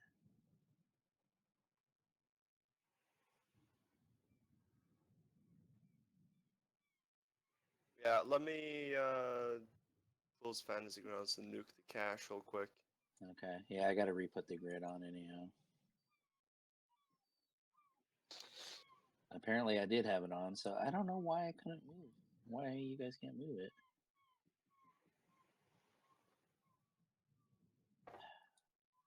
There's got to be a better way to put grids on here. I think there's only one way you can put grid on. Of course, There is only one. there is the extensions, 3 layers, I think it's called, or something like that. That's the best way to put grid on because you can move the grid around very easy. I don't know why it's not lining up. Like, usually I can line it up fairly decently.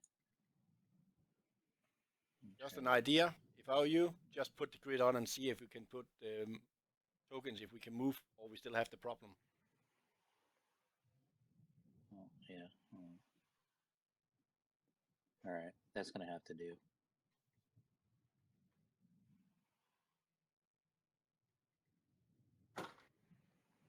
Okay, so I'm bringing the tokens over from the combat tracker. Okay. And still can't. We are moving the map around instead. That's weird.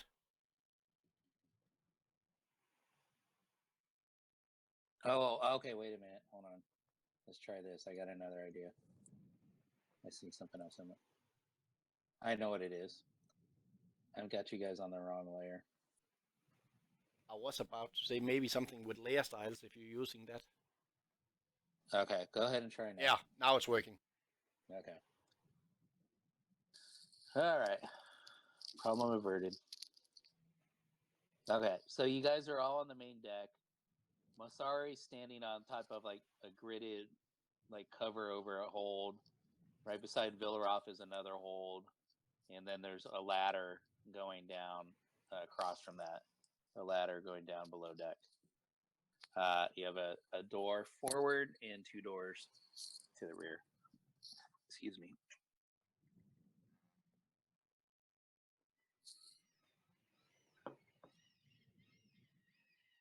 What do you guys want to do? I'm moving to the one door first. Huh? Okay, you said that there's covering over the holds here. That's correct. Is it locked? No. I'm going to remove the covering. Okay. So it's kind of heavy, but not so much for you. But you know, it's heavier than most people would expect. But you can pull it off. And it's basically like it's made of wood with like lattice in the center. Okay. Throw it to the side. Can I see anything down there? You can see Just 1 second.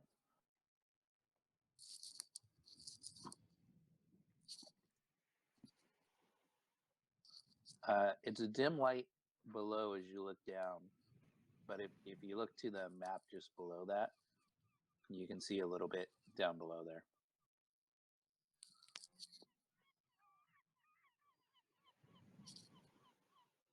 Do you see what I'm talking about?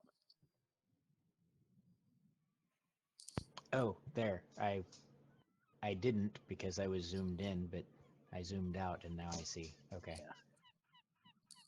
Hmm. But the flooring down there is just as holy as it is up here, right? You guys can walk. You just need to be careful with your I footing. I shouldn't jump down there is what I'm getting at.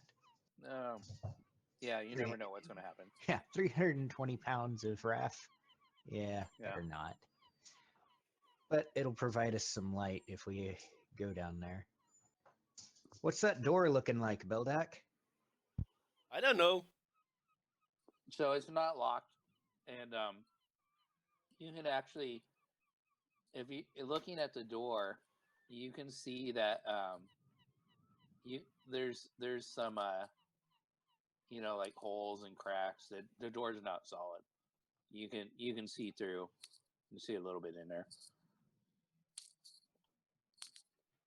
You can see some berthings, some racks, some beds, another mast pole going through the center. The stench coming out of there is pretty strong. Then I'm going the other way around. What do you mean the other way around? Oh, to the other doors? Yeah, I don't like the stench. Well, there's nothing smells really good on any of this ship.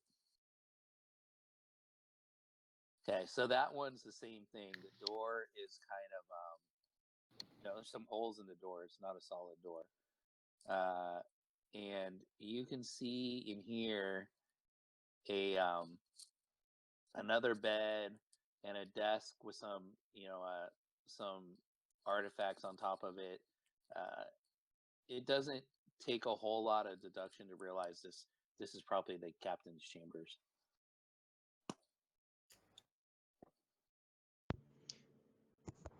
Captain's chambers. We should explore that. I'm saying, I think this is where the captain slept, but I don't know if he slept at all. But this is normally a captain's maintenance or something like that. I have no idea about ships. And then I'm pushing the door open. Okay.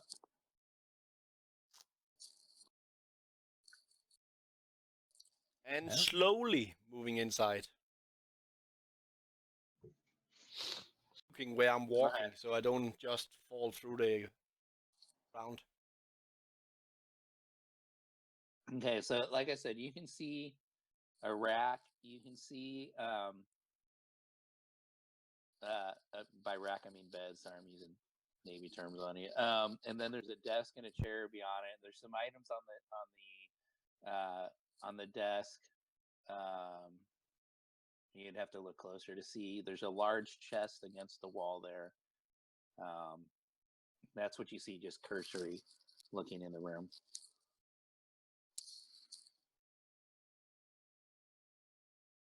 Is that a chest, the one I'm next to now?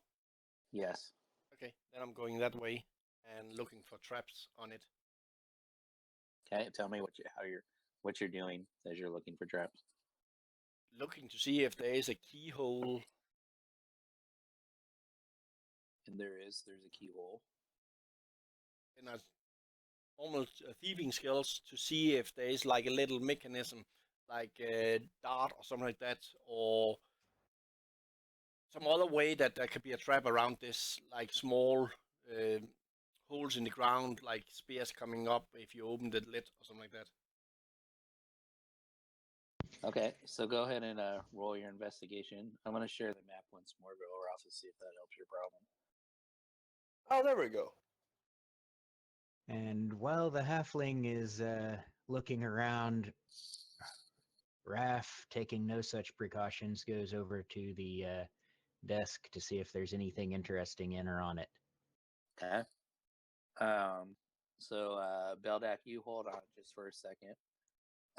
So you on the desk, you see a scroll case laying there. There's some other parchment, and some writing type things. There's a small chest on the desk as well, and that scroll case sitting there. And like I said, a couple pieces of just random parchment and paper on the desk. All right. Well, I will grab the scroll case and the small. Well, how big is the small chest? Like, throw it in my backpack, kind of small, or? Yeah, throw it in your backpack, kind of small. Okay, so I'll grab the scroll case and the small chest, and remarking about them out loud that the scroll case should probably go to one of the finger wigglers. Finger wigglers. Okay, so what do you do with the case and the scroll case and the small chest? You just I'll carrying them, or are you shoving them in your backpack? shove them in my backpack. Okay. Beldak, so you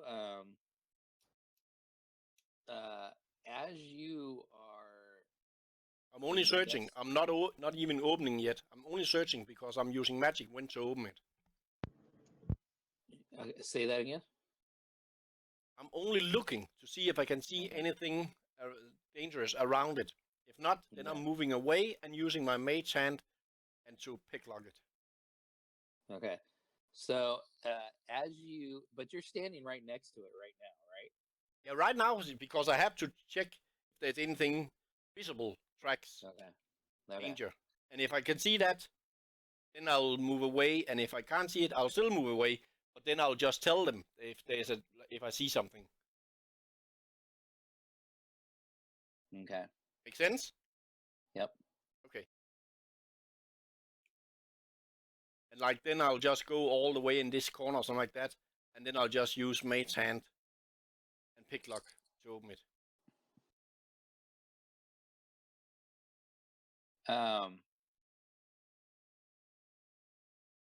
Okay, so as you are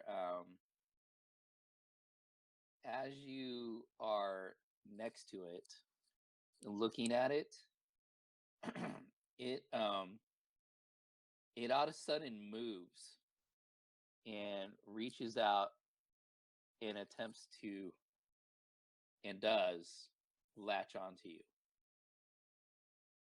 So move yourself back next to it.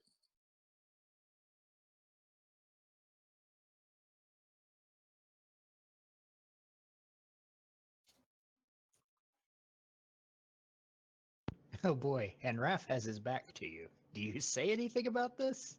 I think you hear it because I think it's a mimic.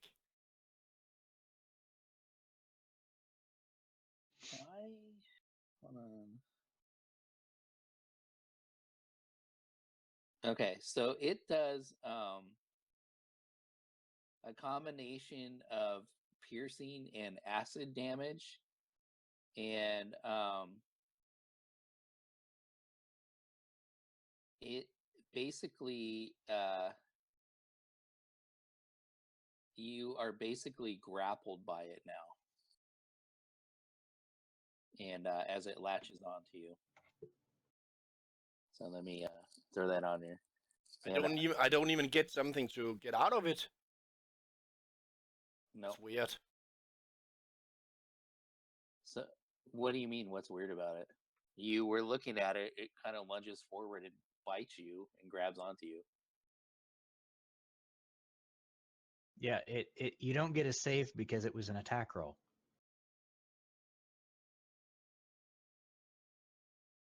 Yeah. Okay, so at this point, let's go ahead and roll initiative.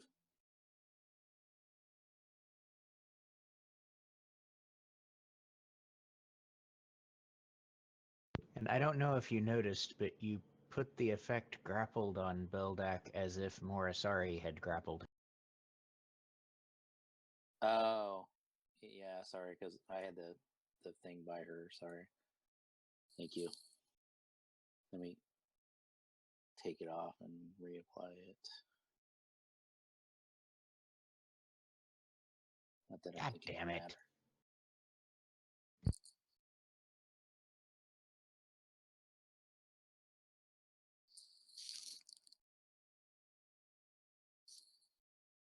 So that was its surprise round.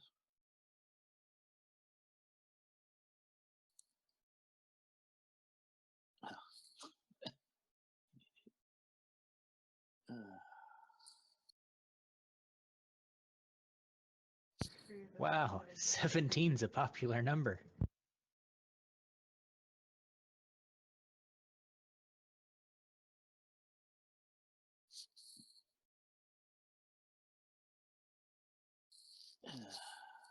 Hold on, I'm apparently not thinking here.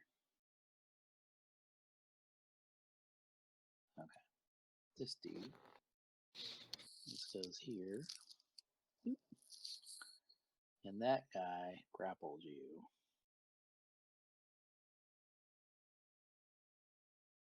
Okay. Sorry, it took me a minute to get my shit together.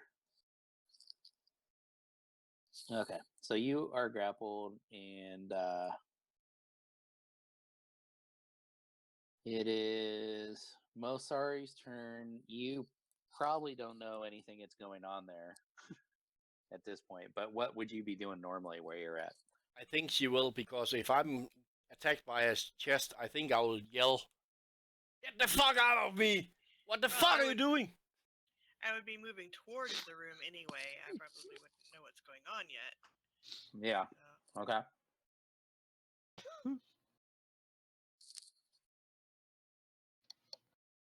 And actually, I'm going to go ahead and lock tokens this time since we're on the map. Okay. Are you going to use all your movement to get there? Or?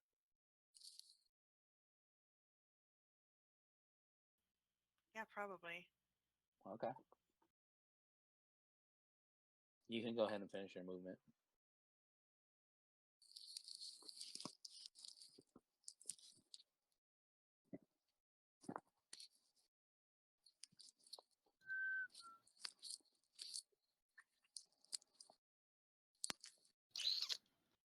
I think that's the end of my move. Okay. Well, you can. That's just your 30 feet. If you don't want to attack, you can use like a dash move to use more to get in there if you want. Now, is the door open so I can see what's Yeah. going on? Yeah. Yeah. The door's open, and you see this object. Now it's kind of polymorphed back into its original forms that you kind of latching on to Beldak. It's like kind of wrapped around his arm. I will shoot at it. Did she? But, Did she have to move further? You could there at the door. Let's see where you 5, 10, 15, 20, 25, 30. Yeah, that's pretty much your 30 feet. So you can shoot from where you're at, and you have sharpshooter. Nice. So She's gonna save you, Beldak. Let's see. Sharpshooter's a wonderful thing.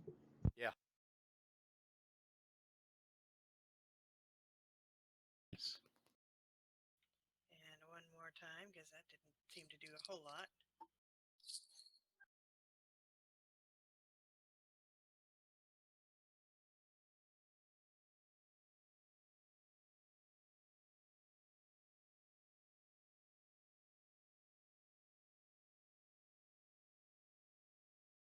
yeah.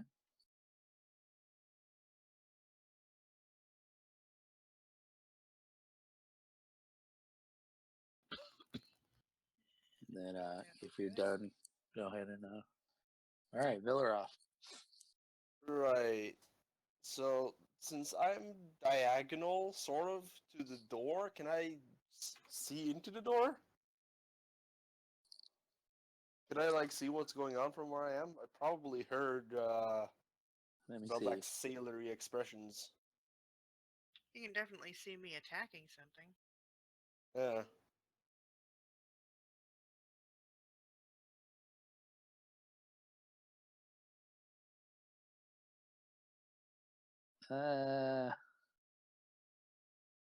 Yeah, you'd probably see the edge of it.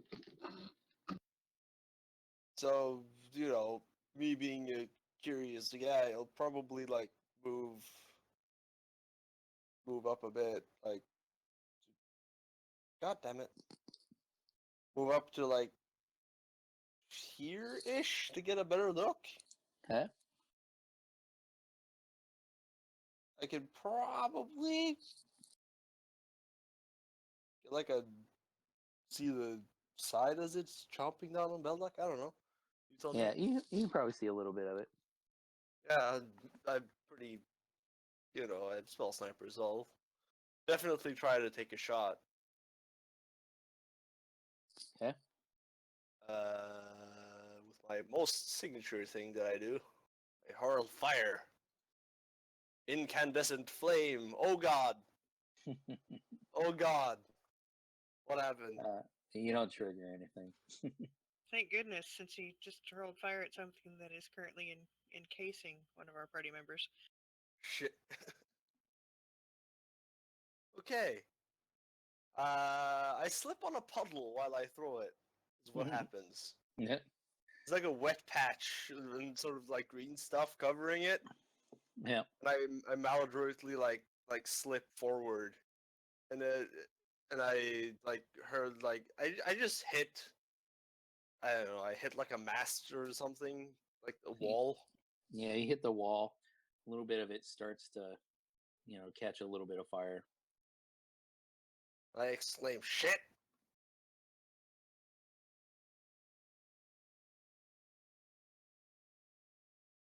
Hey, Marcone.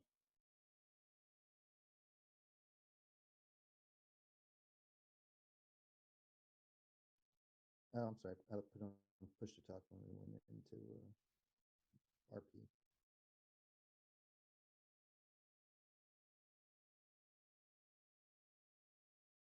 Okay, so everyone can hear me, right? Yep. Okay. And the guy's got he's fighting the mimic thing. So where I was on the other ship, I hear everything that's going on, or what's going. Yeah, I you don't know can how hear, and you saw see some that. people rushing towards the door. Have you seen the new Yeah. map that is shared? I'll bring it up here as well. I'll go ahead and use full movement and double move over. Okay. If that gets me within range, I'll do a sacred flame. Okay. Hang on, your 30 feet movement. So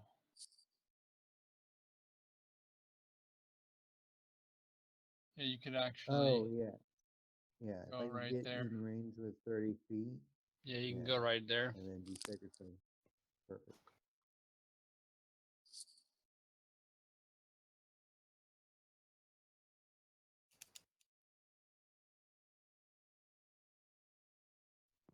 That fails. Okay, so it'll take two. I think it's 2d8 damage. Yeah, it takes 5 damage. And Beldak, you can roll a strength to escape that. Strength check or strength, athletics. Oh, you have disadvantage though. Rolled at disadvantage.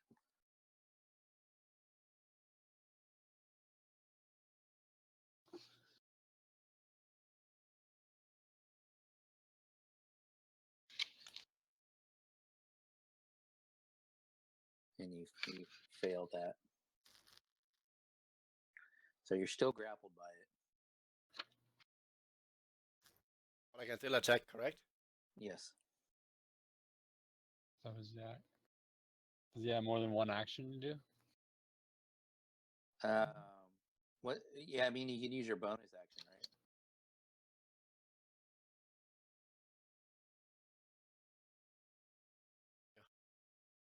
right? That should have rolled at disadvantage, though. I don't know why it didn't. It shows a disadvantage. Oh, I mean, well, he's just grappled, isn't he? Yeah. Then wouldn't you have disadvantage on? No, you don't have a Oh, disadvantage okay. on. All You're right. just your movement's 0. Oh yeah. Oh, I'm sorry. I was thinking of restraint. Okay. Yeah. So you hit it.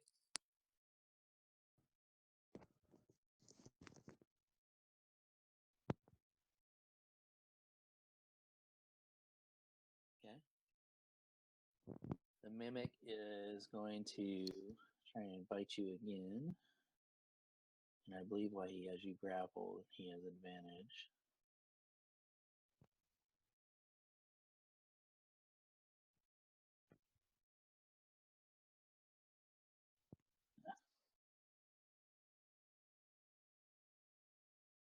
That doesn't do it automatically, but that hit anyhow.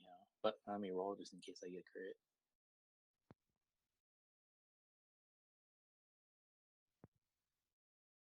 And I didn't.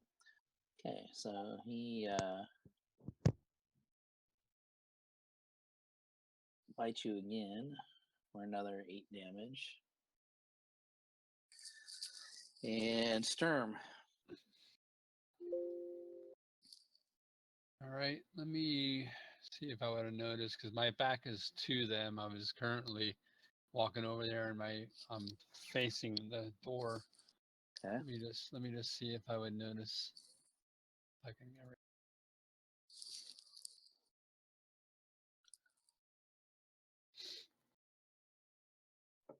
Yeah, probably would have noticed Yeah. it went over that way. Yeah, All right. or something. So then I would probably just go on over there to see what's going on.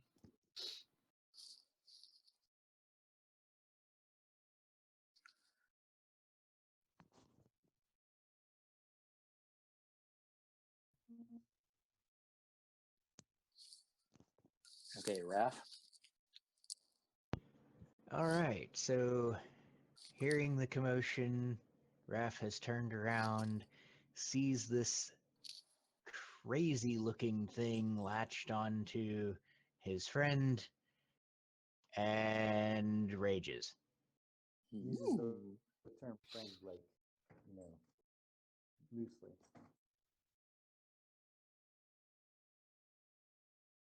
So if somebody wasn't noticing what was going on before, they certainly hear Raph roar. And burp.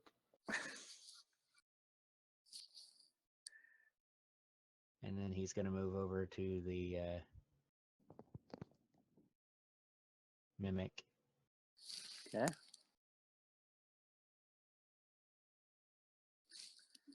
Dun dun dun.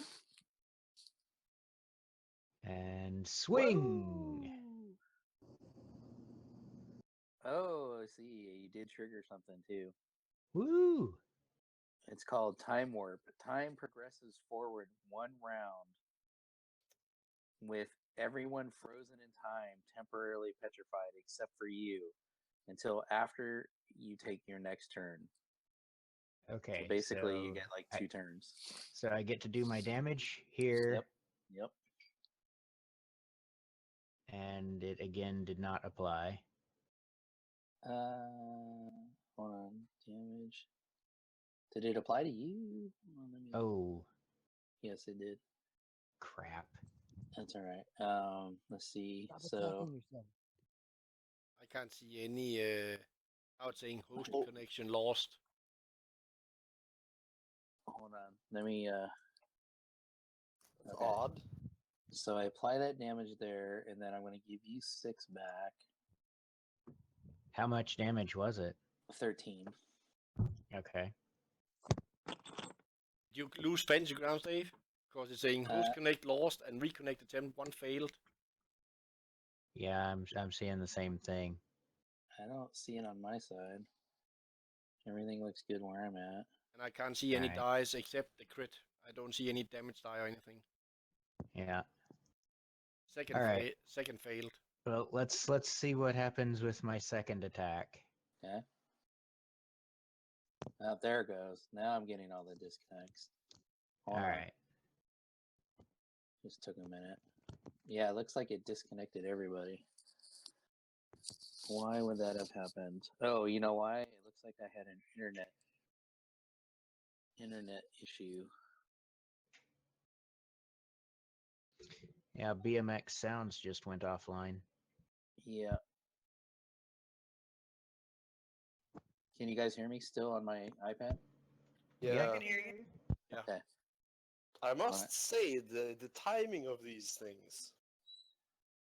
We got some wind going on here, so that may be the issue. Give me a minute. Let me try and reconnect the internet. It's just weird if your Fantasy Grounds closes. Why have we not get kicked out, all of us? Ah, there it was. Now we kicked out all of us. Yeah, when I I- went ahead and closed it. Well, I'm also switching over to a different internet source. Do you have like a SIM card in your iPad? I don't know why my iPad. Well, what it is I have 2.4 and a 5 gig. I think Yeah. the 2.4 went offline because my iPad's on the 5 gig. So I switched to the 5 gig on my laptop. I see. So the question is, see if you guys can. Maybe one of you see if you can log back in. We're not even logged well- out. We're not even logged out yet. Still saying loading. Please wait. We're getting kicked out. Okay, hold on. Let me. Oh wait, Sigmund, are you? It looks like you're trying to reconnect. Yeah. You said hold on, so I click cancel. Oh, okay. Let me. So let me give it a second. Let me shut mine down and bring it There back we up. go. Hold on, I'm going to shut it down. And then I'm going to open it back up again. I'm ready to connect also when you say.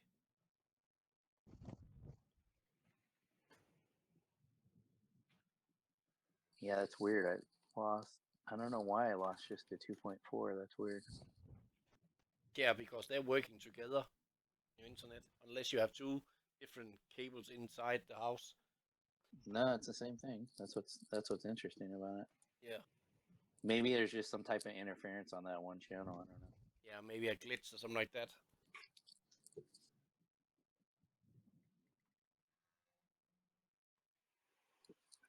And also, I don't know if you know it, but you can go into your router and see what frequency you're on and how many is on that frequency. So you can choose another one, like saying if there's many around you that is on number 12.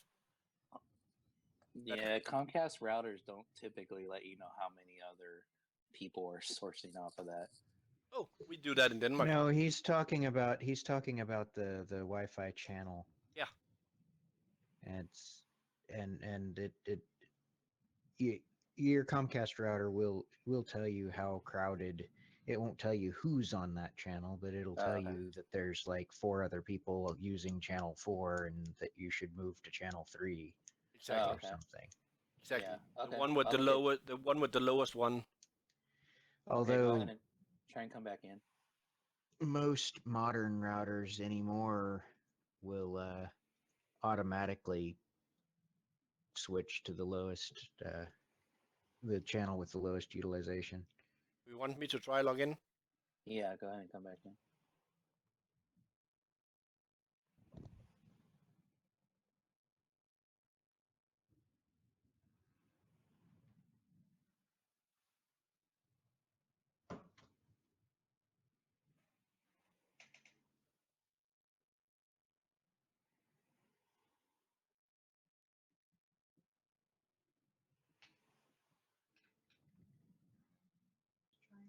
Yeah.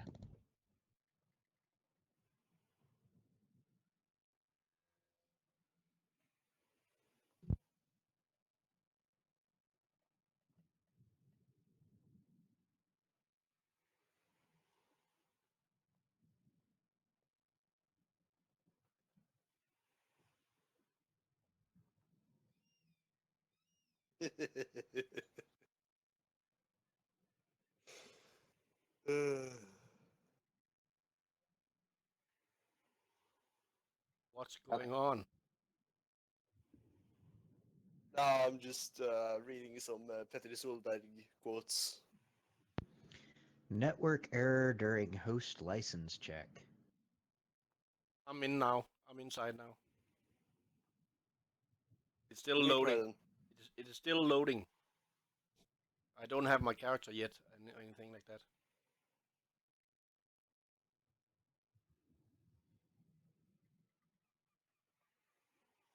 Okay, now I'm in and have my character. And I see, Drake, I see you're connected, so you should be getting in.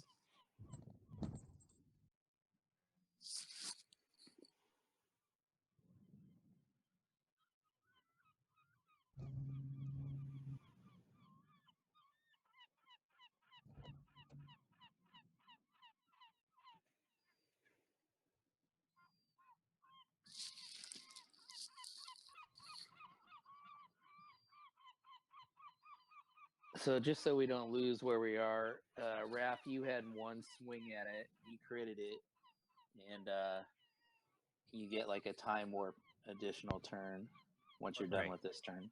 But did he Right. get any damage on it? Because I couldn't see that. Yeah, he did. I think it was like 13 on it. 13 points of damage. Because I had applied it accidentally to myself, and you said that you had healed me for 6 Yeah, after because correcting you that. resist. Yeah, you resisted. Because I resist. Yeah. But did you not crit? Oh, yeah, I did crit. Is damage not doubled? The dice and then just add your normal bonus in the end on a crit? Or did they It change should something? do that automatically. That's It why I'm should do that. saying 13. That sounds weird if it was a crit. Oh, because it couldn't have been double if it was a 13. Yeah. It should do it automatically, and I don't remember to roll, and it's gone. It's double the amount of dice. It's not for 4th edition. Not double damage. Okay, all right. Well, I 13 believe it rolled damage. correctly. So. Yeah, just call it good. I'm in, but I have no map or anything. Yeah, same. Let me share it again. Um. I was kind of waiting till more people got in. Oh, okay. Well, just wait then. I was just letting you know where what my status was. Okay, it looks like well, the only person we don't have is Villaroff. Hello? Hello. I can hear you a little bit. You're really soft. No. Yeah, I'm sorry. I'm driving, guys. I'm trying to order a burger. Order a burger. Can I have a double meat, double cheese, number 2 combo with a Coke? Would you like fries with that? That's it. Oh I want a drink. Do you really And a- want and- you want us to be hungry or what? Yeah. Oh my god! And a milkshake. You forgot your drink. Sorry, it's raining, guys. Number 3, number 4 combo. What? Damn bitch.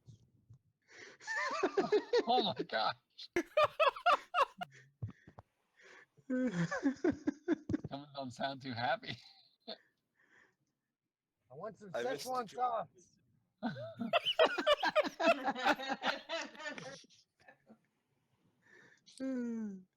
I hope the stream's liking that part. I need some goddamn Szechuan sauce. Hey, Delicious. since we're streaming, Yeah. if they get their order wrong, call 911. Hey, these people tried to fuck me over. They stole me. Wolf Queen and Zigman, you guys probably aren't familiar with this, but 911 is our emergency services. We heard And, that in American movies a lot, so yeah, we know that. Yeah. I'm not Well- born under a rock. Well, Exactly. It seems like once a month somewhere in this country, some fucking idiot gets their order wrong, ordering at a fast food, and decides they need to call 911 to have them sorted out. Okay, fair enough. I saw a video about some female that got some wrong chickens and something like that, and she just got berserk, smashing the window Yeah. and so on. Oh my oh god! yeah, the chicken. You don't fuck with white bitches, man. Yeah. Don't You don't fuck with our women fried and chicken. food. Oh god. Okay, Ref, I think you can continue now. Everybody is in the game. It seems to be all right now. All right, so we're picking up with my second swing. Yes? First, second swing, first turn. Yes. All right, second swing. You hit. Swinging it.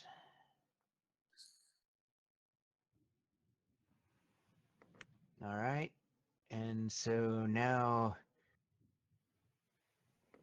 Raph thinks that it feels really weird, that he feels like he's moving Super fast. super, yeah. Everybody, actually, no, he feels like everyone else just suddenly started moving really slow. It's straight up like he hears Sturm's voice, like in him. He's like, you know. He's like the Matrix. You hear Beldak yelling out in pain.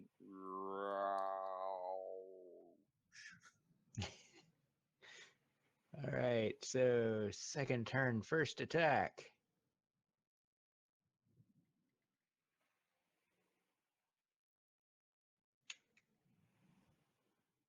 And the mimic is like,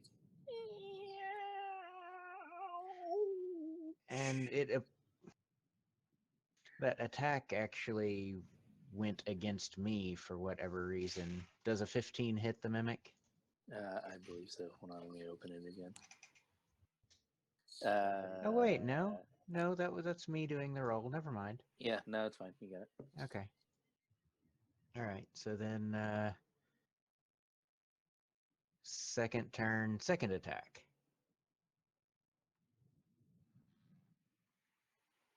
That'll about do it. And this slimy, gooey mess slides off Beldak to the floor, and as it hits the floor, a bunch of items fall out on the floor around it. Yay, treasure. Yeah, don't worry, I'm okay. Marcon's like, I killed it. You all saw that. I don't know what happened. That's mine. You see, Raph glares at you, Just think about still them. raging. Just think Grr. about the vision of a big giant attacking a mimic with a shovel and just smashing it to pieces. Roaring the whole time. I think it's about time we talk about division, like the spoil war. And I want to, and I started to go into math. Like 2080 is a really good split. And I think Raph, he will understand that. Raph may not understand 2080, but he understands this half is yours and this half is mine. He understands even split. so Ow. and with that, a bunch of coins hit the deck as well. Piles of coins come out of this thing. Hey, stop him from going down the holes. Somebody, use your mage hand. You. Beldak person. You, Beldak person. So I dragged over basically what is in a couple of these items are actually in the small chest. It just I had them all as one parcel. Okay. But a couple of the items are in the small chest. It doesn't really matter. Raph is not going to try to hide anything from the group, so Yeah, and there's a ton of coins there. oh wow. 11,000 silver pieces. Yeah, he had a lot. Holy shit. That was the captain's stat. It's like all over the floor. There's like coins forever all over the floor. It's All like right. the captain's stash. Scooping them up. 140 Well, you would- 43 you- platinum pieces? You would need with all those like some help from the crew to come over and help you get it at some point. Why? Like, seriously, how heavy is it? I'd have to look into DM's guide and see, but I can tell you. Hold on. Now, I'll, while you're I'll be doing highly that, shocked if I can't carry it. Let's see. Hold on. I think it's more the volume of it. I think. you Yeah, mean. it is. The volume is one thing, but to answer your question,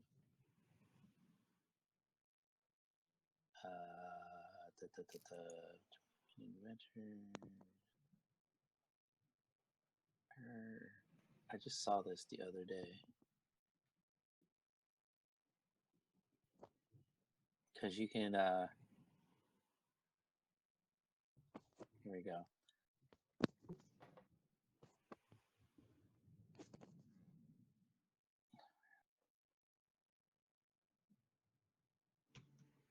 I saw a thing where you can get like blocks, like Think- bricks. I think it's like 0.02 a coin or something like that. Yeah. Anyhow, let's not hold up the game now. But Yeah, I mean, yeah. you guys. I mean, whether it takes you a little bit of time or not, eventually you guys will get it. It's fine. Okay. All right. So, so the things to take away from this is there's no large chest though. That was actually in a mimic. There's a bunch of things like a bronze crown falls out. There's some figurines there, a couple potions, a couple rolled up, scrolls of things. And then you also have the scroll case in your backpack in the small chest, and there's a couple of these things in the small chest. Did you say there is a couple of potions because it's only saying one? Yeah, one potion. Sorry. Okay. And buttloads of coins everywhere. So that's pretty much what's in this room. All right. So, over the course of time, we will get everything out of this room then. Yes. Yeah. Onward to exploring the rest of the ship. I like to examine the captain also for wealth. The captain. That is Yep. a very smart thing. So, on the captain, you find. or what's left of the captain. Let me drag those over there.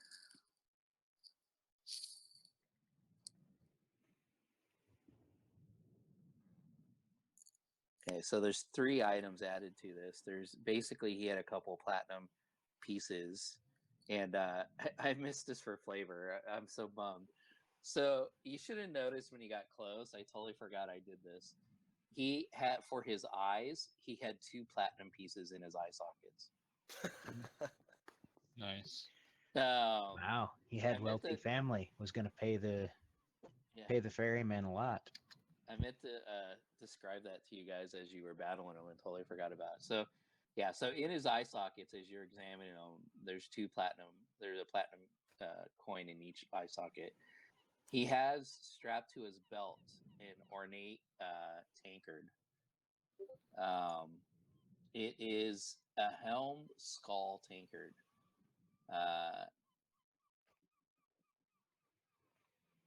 Trying to see if I have any more descriptive to it. So yeah, so basically it's a tankard that is like a skull, and around it is the helm, and then there's a handle on it. Okay, And, and one question: what the fuck is a tankard? A It's a mug. A thing you mug, a drink. stein, Yeah. A mug? Okay, a so- glass, Okay. mug, Yeah, yeah, Okay, yeah, okay. like a mug or a glass. Yeah, Okay. or stein. you drink your ale out of it. And then he also had a sword Damn, I hate when I generate things like weeks ago and forget. Anyhow, the sword, it's a scimitar.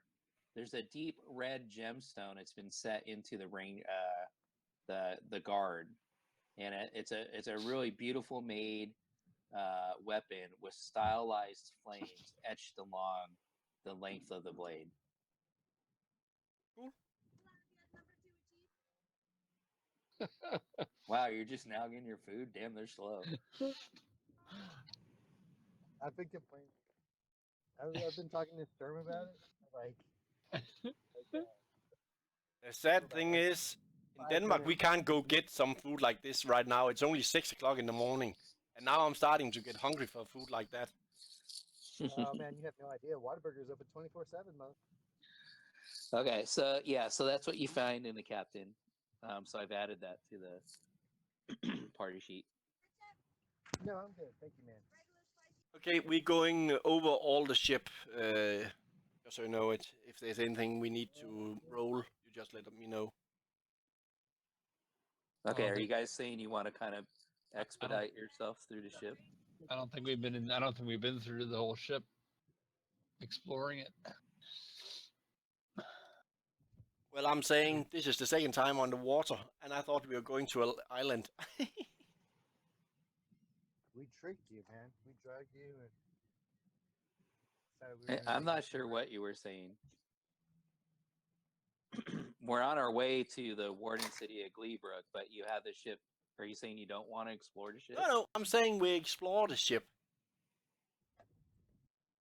Just let me know if you want me to roll any special dice. Skill check or something like that. So Okay. in other words, but I think what he's trying to say is he doesn't want to go look through any of the rooms. He just wants to expedite it and say that he looked through everything. Okay. Is that kind of what everybody else wants to do too? I mean, if you're bored with it, I'm not going to bore you with it. I'm not bored with it. I just Nah, mean, if it- I was thinking of going through the damn thing, looking You've for like only- magical shit. we've only want been to through find- one. We've only been through one of the rooms in the ship. I wanted to find the sailing book, but that's fine. I feel like there's a lot of stuff to be found. And there's two other. Looks like there's several other rooms, and then down in the bottom, I know. Raph took the thing off the top part.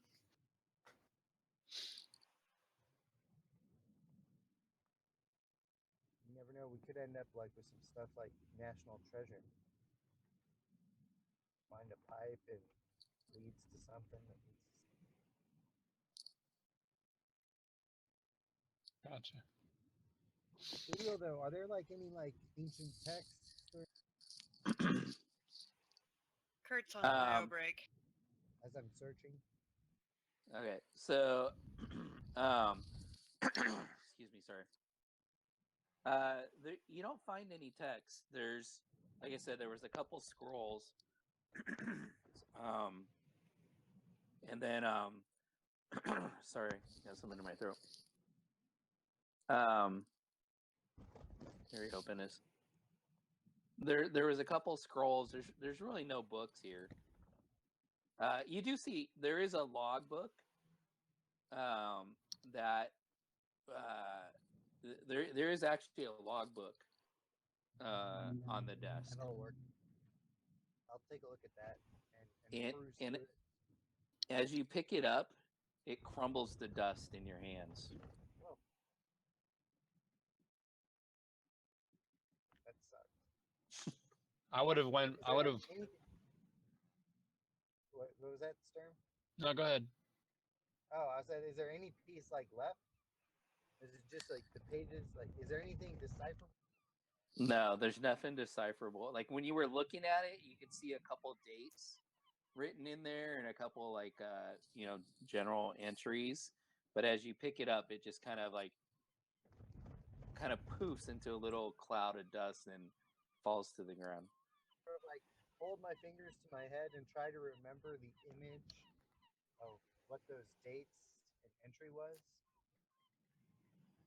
Okay, and so you remember it looking like it was a couple centuries ago was the last entry. Okay. Was there like a name or something? You couldn't make that out. And Stern, what were you saying? I'm sorry. Was there a way that I should have picked this up? No, you're good. You should have told me beforehand. No, I was doing something completely different. Oh, okay. I was just gonna say that once I known that Beldak, the commotion would have been over with, I would have went back to what I was doing before, which was going over towards the other door. Okay, and I unlocked your tokens. Okay. Now I want to go to the door next to the captain's quarters on the left, Okay. and I'm gonna check the handle if there is one and see if it's open. So, much like most of the ship, there's a lot of like you can kind of peer through cracks and holes in the door, Okay. and you can see in there. There's hold on just one second. I think it's not coming out of my throat. So you can see in there. Let me go back to this part of my notes. That this appears to be like there's a dining table and a bunch of chairs. Much of the table and the chair, a lot of the chairs are broken. The table, one of the legs is broken off. There's some corroded tableware, some cups and some plates and stuff. And other than that, there just seems to be a lot of dust and cobwebs in here. So it doesn't look like there's anything of interest. From looking through the door, there's just the broken cobwebs and furniture and stuff. Okay, fair enough. I'll leave that room then, and I'll venture over to where Sturm is standing. Okay. And so this looks to be the berthing area of the crew, and there's a Did you say birthing area? yeah, berthing. Okay. Birthing. Birthing? No, not Yeah, but he's like birthing. B-E-R. yeah, BERTHING. Where they sleep. Yeah, where they sleep. You could have said quarters. But okay, I'm not gonna push it. Well, at sea they would call it birthing. But I'm He was in the not Navy, man. fluent Don't in fuck sea with him. speak. Yeah. So in here, you would find that there's a couple foot lockers. You'd find a smattering of some coins. Nothing of real value. A lot of clothing that is very fragile at this point, and the years of not at sea has not been kind to it. Even much of the bedding in some of the beds, there's actually skeletons in the beds, and the beds are broken up, kind of like the dining room table, and a lot of the sheets and stuff are very, very worn. Lots of cobwebs, but other than a smattering of coins and stuff, a couple personal journals, and maybe a love letter or two from one of their loved ones at home.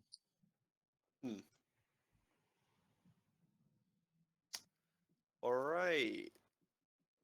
Could I try to pick up one of the journals if it keep holds together, or you're gonna poof into dust? I don't know. See if you can get any information from it. I've gone into the room at this point. If you guys are kind of milling about, Captain Teresa is like, "Have you found anything of interest?" Does she know we found the money already? Yeah, I guess so, because we needed those shipments to pick it up. And I guess. Well, she hasn't. They actually haven't come and got it yet. So she says, the there's quite a reputation with this ship. It has attacked several other vessels throughout the years, and there's been rumored that there's quite a treasure aboard. Have you found anything? Damn. Nothing. We're still looking. It well, my friends, I hope you find us something good that we can all become wealthy from and share as friends. Sounds like the crew's about to have an accident, guys. I know Bell. Oh, come on. I would have ran in. You said there was skeletons laying on the beds, right? Yeah. Just for good measure, I would have went in and like tore them apart just to make sure they were skeletons, not living skeletons. Alright, As you walk up to the first one you're getting ready to tear apart, Mhm. the ship rocks and a hand comes out towards you and then falls to the ground. And as the ship rocked, the skeleton just kind of fell out of the bed a little bit. All right, I would have like kind of jumped a little bit, then looked at Bill Roth to see if he saw me jump, and then just acted like it was, nonchalantly, like, like I didn't jump. I wasn't scared. I just grin at him a little bit. right. Right, so I'm gonna you can segue this, but I'm just gonna look through some of the footlockers and see if I find any of interest, like journals you mentioned. Yeah, I mean, most of what you see is pretty mundane. People, maybe a letter or something they brought from home, or some type of painting or something of a loved one. There's doesn't seem to be anything of great value there. Any dates, like historical value to it? Yeah, the dates tend to be from well over 100 years ago. Oh. Well, Names? boys, looks like it's time to go down in the holding, I think. Been down there sometime now, I guess. I'm sorry, what was that, Wolfie? When they moved into that door, I went down the stairs. Okay, so you'll be working off the map below. Give me a minute, I'll open it up for you. So if you just go south on your map there, you'll... Yeah, I got it.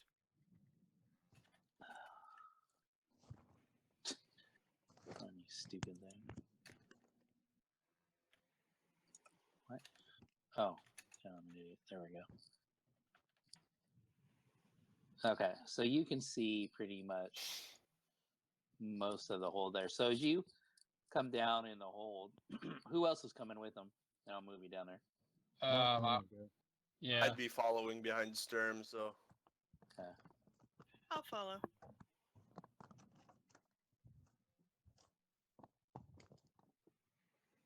Raph, are you coming down as well? Sorry, what?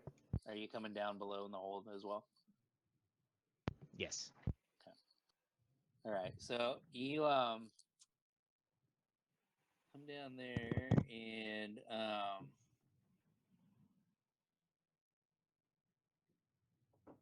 let me see what notes I have for that. So there's as you can see there's a bunch of crates,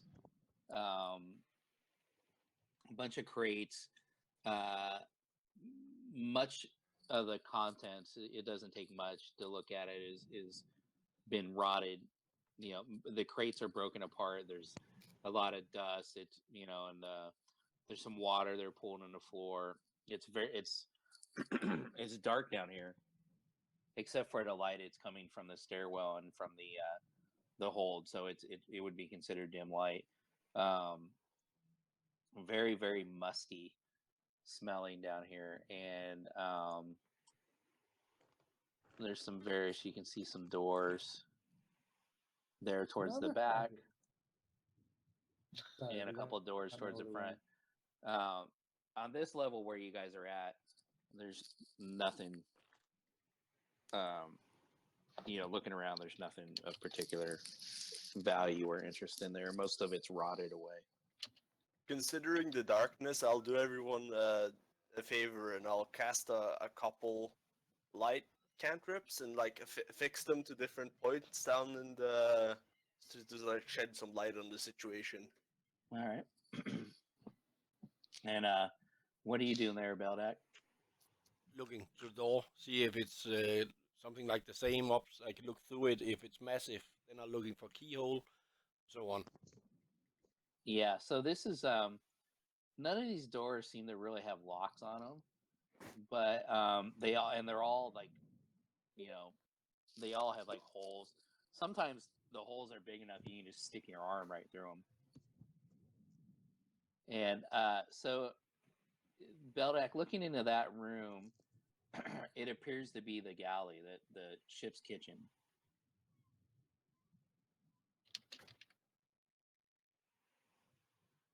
And I'm moving over to the next one. Okay. Right now, So I'm the looking. Right now, I'm looking for what Tessa's saying. Something worth a lot. And a kitchen? I don't think so. Okay. So the one up there by Villaroth, looking in there, that tended look like it was some type of store closet where maybe they stored rations and stuff like that. Once again, everything's been long rotted and nothing of value, just peeking through the door.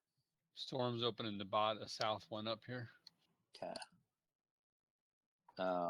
I'm just gonna go ahead and save us some time and kind of uncover all of this, and then I'll just describe. So, Sturm, the room you're looking in, did you go into that room? Yep, I'm just going in. Okay.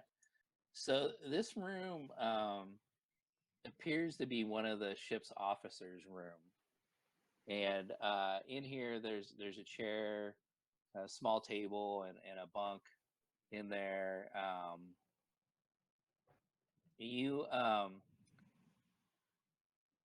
You see laying in the corner is a very well made and nice composite longbow. It has a wooden grip and there's a bone and the limbs of a flexible bone inlaid with fine metals. Intricate runes decorate the risers. All right, so I would go over and then pick it up. Hold on real quick. Oh, I'm sorry. And then on the little table in there is a pair of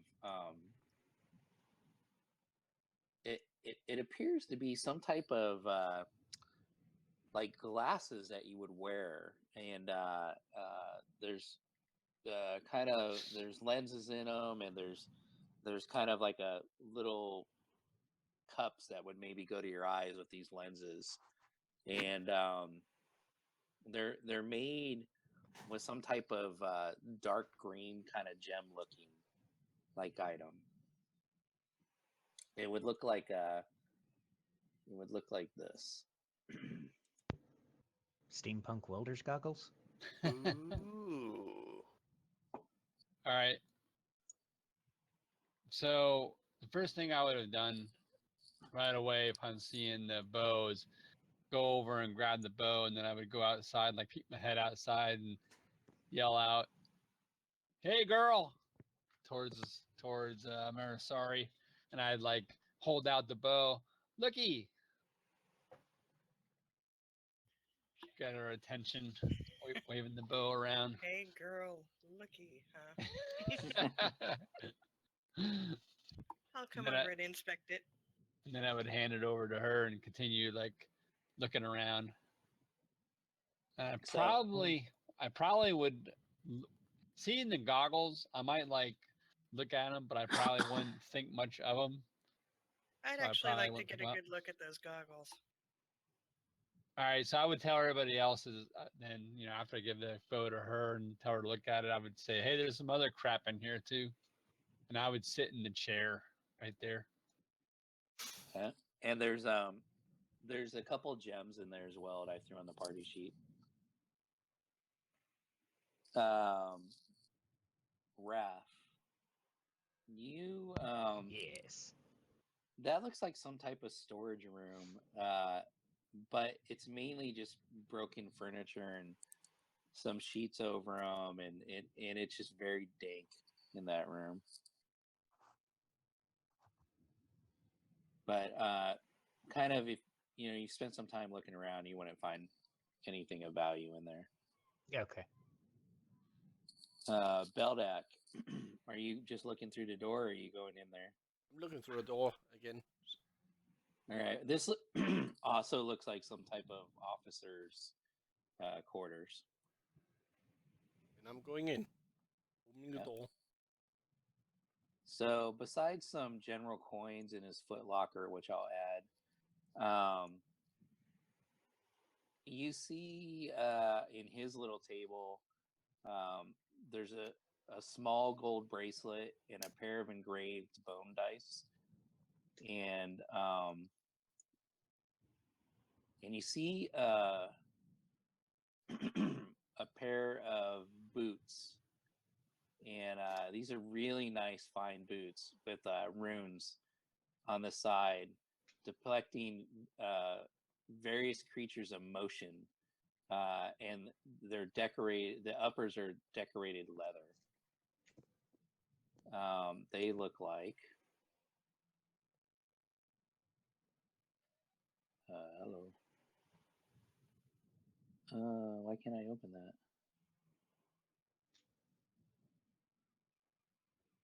What book did this come from? Hold on, I may have to open a book here. I thought these all came from the DMG. Hold on, let me try and find this a different way.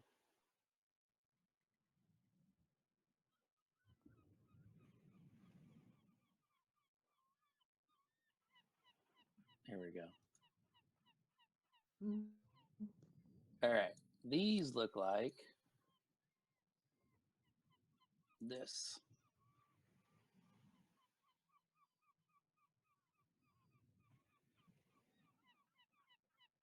Do you have a picture for the bow as well? Let's see if the bow has a picture. Probably does. I'm just curious, Yeah, I do. for the flavor.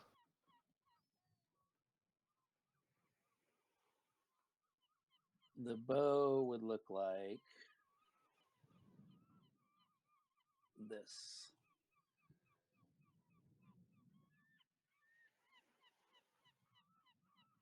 Oh, very nice.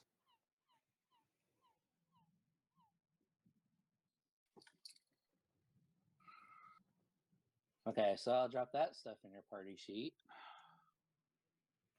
And Raph, I assume you're going to look at the one south of you. Yep. This is another officer's quarters. And besides various coins that I will add, you find a couple of things of interest in there. You find this.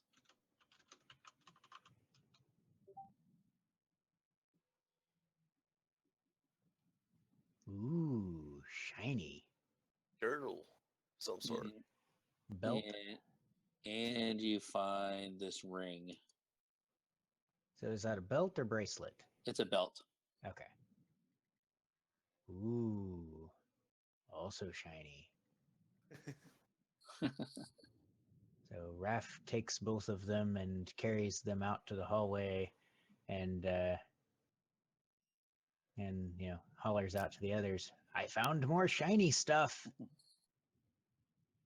At that, Villeroth will step out into the corridor, and he He likes shiny, or I like shiny things. Do I spot the ring? Like, Raph is, like holding it out on his hand, one hand, and the belt in the other. Happy as happy as he can be that he found stuff. ooh, I'd walk over and ask Raph, would you mind if I take a look at the ring? Sure, if you can tell what it is. Same for the I'll belt. mm, I'll roll some Arcanas if you don't mind, Dave. Yeah, go ahead. That's for the ring. That's for the belt. Just it's general. If I can tell what it does. Any markings, arcanic markings or anything? Yeah, the runes or whatnot. If they're so ancient that I don't, if I can't tell, then I can't tell. But Okay. So looking at the ring, the the ring, from looking at it, you can see the ring looks like it has a shield on it and runes on it. And in some of your studies, you could surmise that this, that with the shield, that's some type of protection.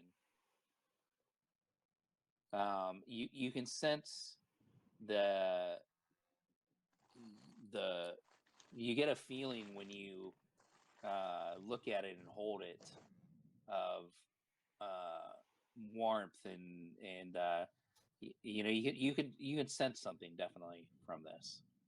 So I'll say you can identify that. So that's a ring of protection. oh, cool. So it adds one bonus AC and saving throws when you're wearing the ring. That requires attunement, though, right? What's that? That requires attunement. Yes. Yeah. And so here's what I'm going to say about magic items. Okay, you guys, because it's going to come to a point where more than one people want a magic item. And this here was kind of a reward kind of thing to give you guys, some cool stuff and everything. Out of character. So when it comes to magic items, if you guys can't just decide like this person gets it or that person gets it, then it'll come down to how many magic items people have first. So people with a lower amount of magic items will get a choice. This is kind of like Adventure League rules. I kind of like it. And then if it gets to a point where you guys are similar amount of magic items, then you can just roll d20s for it. Whoever has highest number wins. And I don't think also there's as a point where it's private. a side note, don't forget that you can only have 3 items Yeah. that you can attune to. Yeah. That's what I was going to add. The belt, as you look over the belt,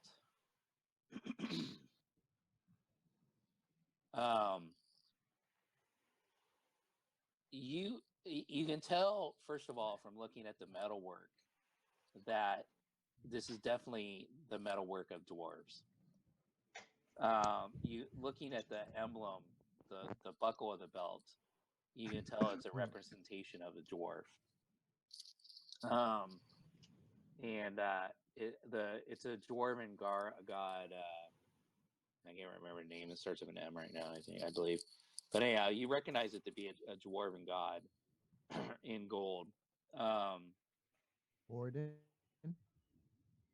What's that? Is it Morden? Yeah, I think so. It's something like that.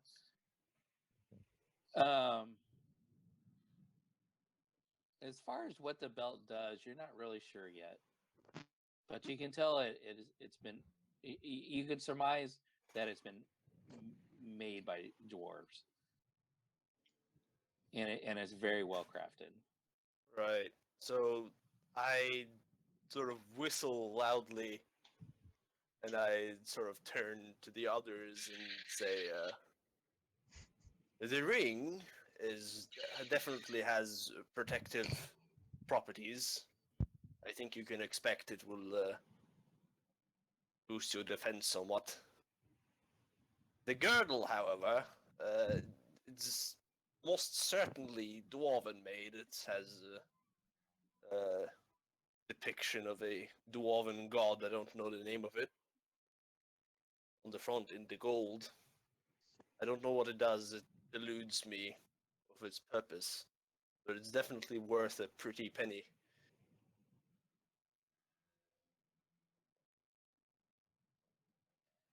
So I'll just, at that, I turn back to Raph and hand it back to him, and I'm gonna go into the room where Sturm is, and I'll have a look at the goggles as well. Sorry if I'm Okay. boring you guys with my No, you're magic fine. spiel. I mean, I know the bow would be obvious, as far as me, but my bow is already magic. But what if this one's more magic? Yes. What if it sparkles more than yours does? Mine also came from my father. I have identify prepared as a ritual I can use on one item. Okay, so you guys decide what item you want to do with that in a minute. As far as the goggles, sorry, give me 1 second. It's all right. Oh, I think even, if I remember correctly, since I have identify, then I can use all my spells to identify more items, correct? Like saying I have 4 first level, 2 second level, then I can, in one way, do 6 items. If you're doing it as a ritual, it shouldn't burn a spell slot. That's It correct. doesn't? Oh. No, Ritual, it doesn't. rituals don't. It just takes 10 minutes to Yeah. perform. Okay. It's saying casting time is 1 minute. Yeah, but not as a ritual. Yeah, ritual cast time is 10 minutes unless it says it's longer, period. Okay, but it's saying on identify rogue spell 1 minute casting time. That's it. That's if, Right. That's if you're using if- it as a spell. Right. If you're going to use it as a first level spell slot, if you want to waste a spell, then sure, go ahead. If you want to cast it as a ritual, then it takes 10 minutes, but you don't have to waste a spell slot. But how many items can I then do? One If I do it as a ritual. item. I suppose you can do it one at a time. It says you choose one object that you must touch throughout the whole casting of the spell. Right. And then he could spend another 10 minutes doing another item. Okay. Yep. Okay, Right. cool. That is what I want to know. Okay. Okay, so Villaroth, do you put these goggles on? Yes, I am a daring man. Okay, so you put the goggles on, and everything has a green tint to it, but immediately you see, even in the darkest shadows, you can now see detail within those shadows, and you can see where before you put them on, if you were looking across the ship, it would get darker and darker. Now you can see further into the dark. So is it like my So- natural dark vision? So yeah, it's basically like dark vision, but with a green tinge to it. So they're goggles of the night. They're dark vision goggles, basically. Okay. I'll let you I sort identify of those. whistle again. Ah, these are a treasure indeed. They allow you to look through the night as if you were an elf or half elf or any other race that can see in the dark well. Ooh, He that'll he be might handy. Not he might not actually even tell a difference other than the fact that it makes him look green. Yeah. Yeah, that's true. Yeah, maybe. I'll toss them over to like Sturm and tell him to wear them for a second. Don't I be would afraid. I would just look at him like pass him on to somebody else without giving him much attention. I'll gladly try them out. So yeah, so basically you would notice whoever wears them Yeah.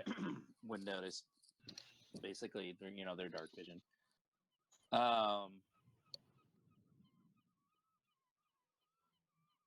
As far as so am I going to take it at no matter how much time it takes, you would eventually start checking everything out here, Beldak? Yeah, like when they are searching the ship, I'll just sit in the middle and start making my ritual. Okay. So I'm just going to go down the list. So the tankard, you get a funny sense from the Captain Happy Jack's tankard. You definitely get a sense there. You're not totally sure what that does yet, but there is something magical about that tankard. But it's it's some type of enchantment, but you're not super sure what it does yet. Okay, are you all okay with me staying here for 1 hour? Then I can take 6 items and find out what it's doing, and then you can just search the ship.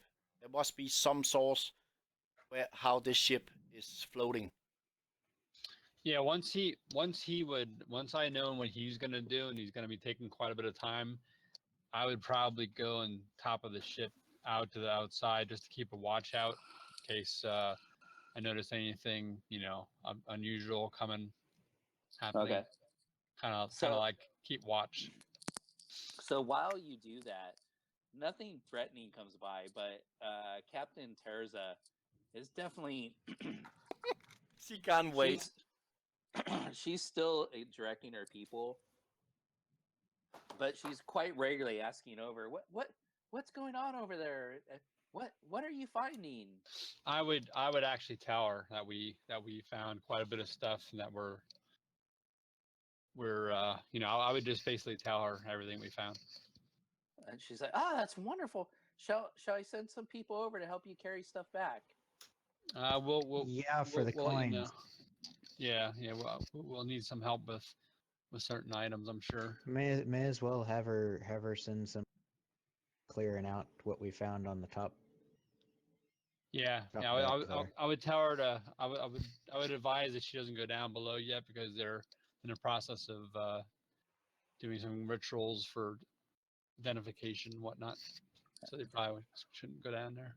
Raph, do you guys look at the stuff inside your backpack as well, or and in the small chest? What do you do with that Yeah. stuff? Yeah. Well, I mean, he said he's going to spend an hour, so that's 6 items. So, if we have, It's the boots, it's the bow, it's the tankard, it's the what is it called? Glasses, and I think there was 2 more. A ring, a necklace, ring, belt. and then the scimitar. Okay, so the glasses were in the small chest, and there's no picture of these, but there's 2 crystal lenses fitted to a rigid but delicately made platinum frame that are clearly meant to be worn over the eyes. So it's like spectacles. When you try these on, you notice your vision becomes much more crisp and clear out for about a foot. You can see even looking at your hand, you can see all the ridges of your in the skin really closely. So a magnifying glass. So these you don't even really need to cast magic on these. You just put them on and wear them. These are eyes of minute seeing, and I've identified those. Also in that small chest was a figurine of owl, a serpentine owl. It's deep green, and it depicts an owl in flight. It's superbly carved and looks incredibly lifelike.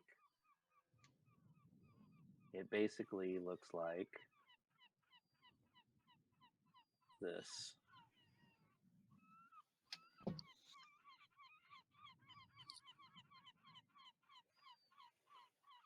That doesn't look all that incredibly lifelike. Yeah. The figurine, it'll fit in your pocket.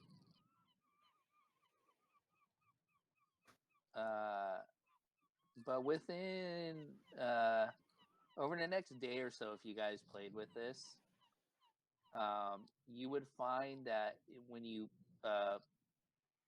speak a command that is written on the bottom of it, and they say here, throw it to the ground within 60 feet of you, it becomes a living creature. And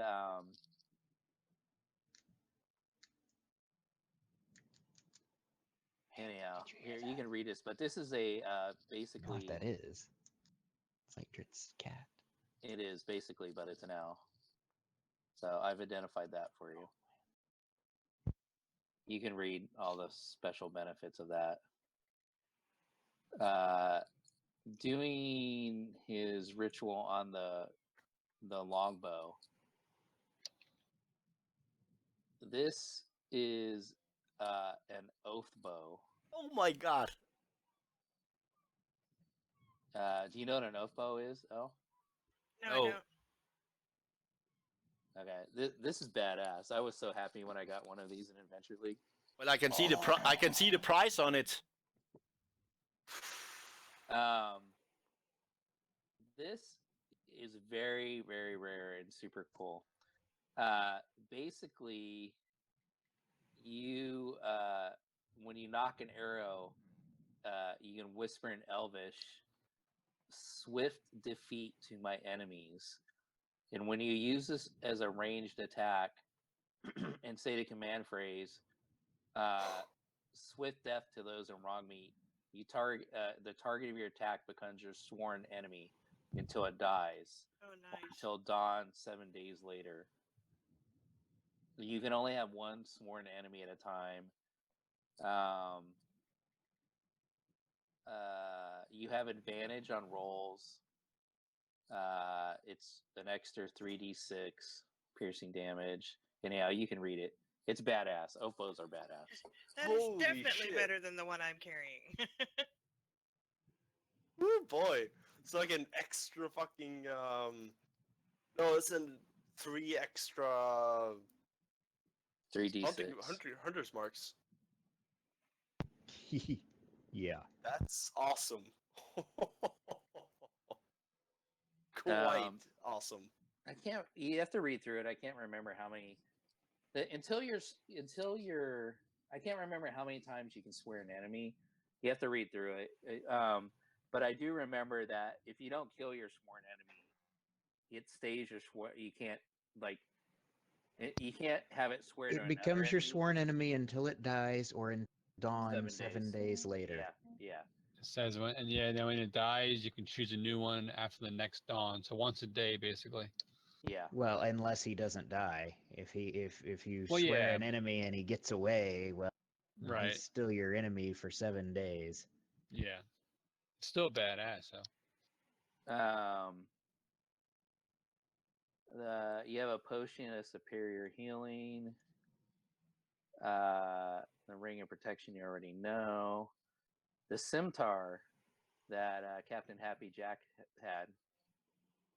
You have a deep red gemstone and a ring guard. How much does your spell tell? I'm telling you a little bit more than I normally would because you guys will be at sea for a day. Identify. And you can kind of attune and figure these out, but Identify is telling me what it's doing, attunement if it's need that, how many charges it have, what the purpose is, what spells it is affecting, and so on. It tells you. It tells you Okay. all.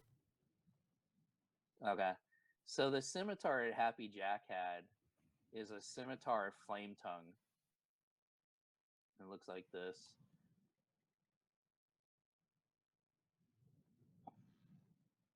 Except for this isn't a scimitar, but imagine it's on a scimitar. Nice.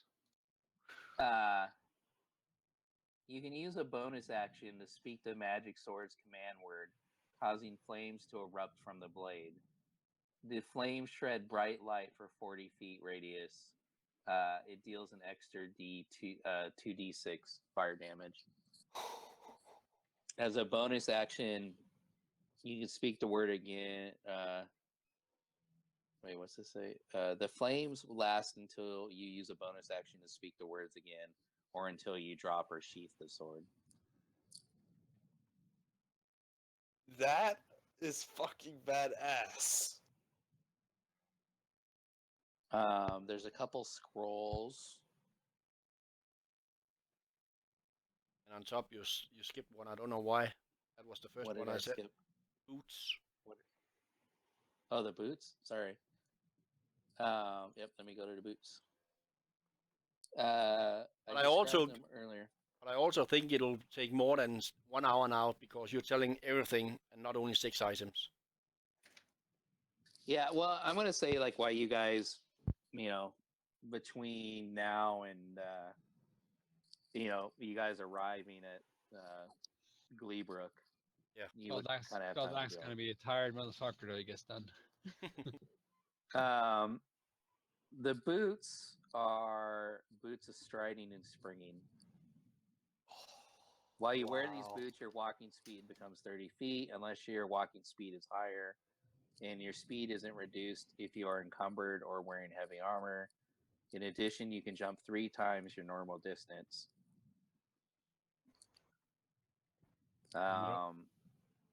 Though you can't jump farther than your remaining movement would allow. So that's what those We are. could give those to the halfling so he can keep up with the rest of the group.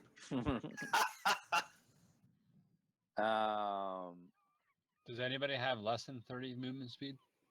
The halfling. Yeah, 25. Oh, there you go. He's the only one that'll have less than 30. There you go. But I'll You rather have- have the goggles of the night, that's for sure. So I can do more. There's a scroll of grasping vine. Ooh. A scroll of staggering smite. Do you check out what's in the scroll case? Raph? I will. Yeah, I'll make sure that it's in the pile of things to be looked at. Okay, so who's looking at that? There's a scroll case that Raph had. Who's gonna look in there? I'm guessing I'm doing that also with all the rest of the magic items. Or trying to see, to identify. Okay. So, when you open the scroll, you can see a rolled parchment in there, and you pull it out, and at first it looks like a treasure map, and then much like the large chest, it grasps onto your face. Oh, come on.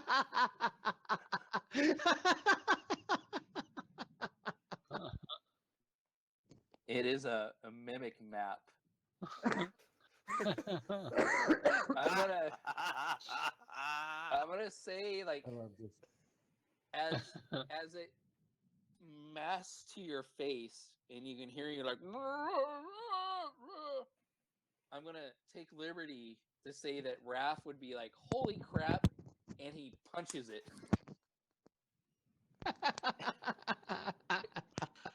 And so, long story short, you take a little bit of damage here and there.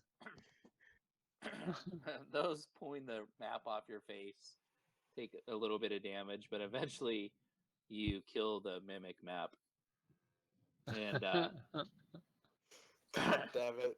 and you have a really nice scroll case. Yeah, it's funny. Damn it! We don't even get a map out of that. No. But it looked like a treasure map, right up until it sucked on your face. Happy go lucky with the mimics, man. Jeez. Which reminds me, let me give you XP for both of those guys too. Where's that encounter?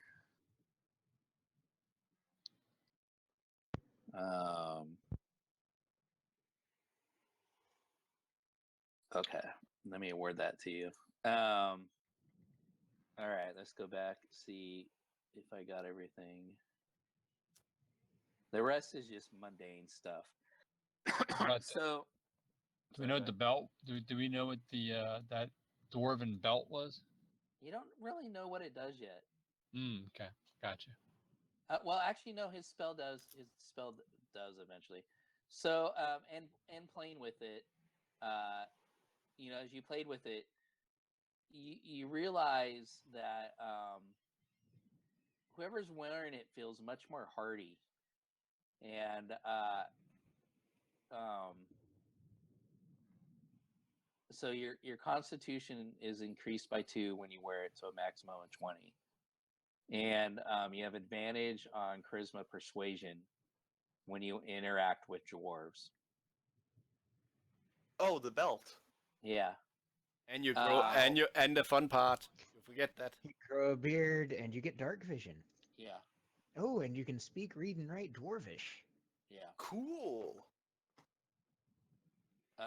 You also find in the small chest some beads of force, and I think you guys have some of those already. Yeah, I have 4, and I think Morisari has 4, if I remember correctly. Oh, you also find a couple turquoise other turquoise animal figurines, though these ones are just art. So, how many beads of force? Just one? Oh, yeah, sorry, I should have added more. Let me roll 1d8. We'll see how many you have. 6 of them.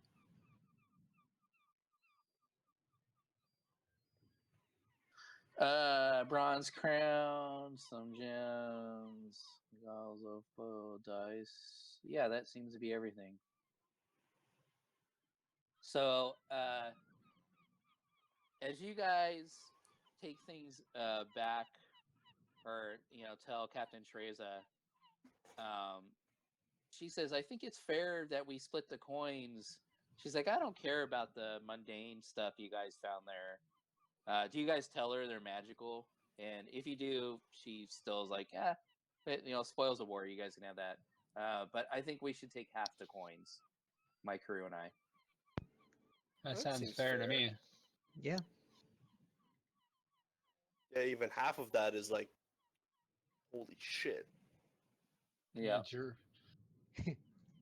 boat. It's your boat. Your ship.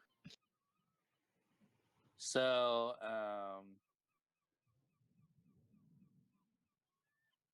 one second. Let me get a calculator. My brain's getting dead at this point.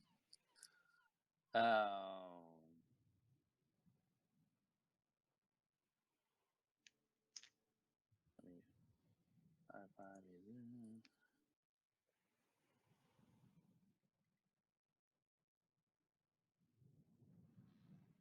Damn, that bow is like 10 times more worth than any other items.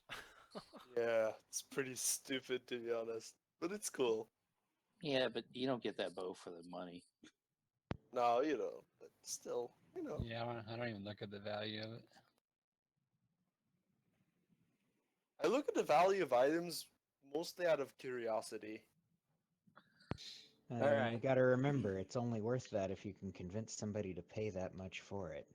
Oh. Yeah, I know, but still, Okay, so let's go ahead and spend the last 15 minutes. So, a couple things. So, you never really do find why the ship keeps floating, but once you guys embark off of it and get back onto the Pink Pearl, and start sailing away, you notice it starts sailing away itself.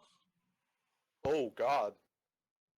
Creepy. And out of character, somewhere it will find its new crew. One question. The tankard you didn't identify, just so you know it. Oh, okay.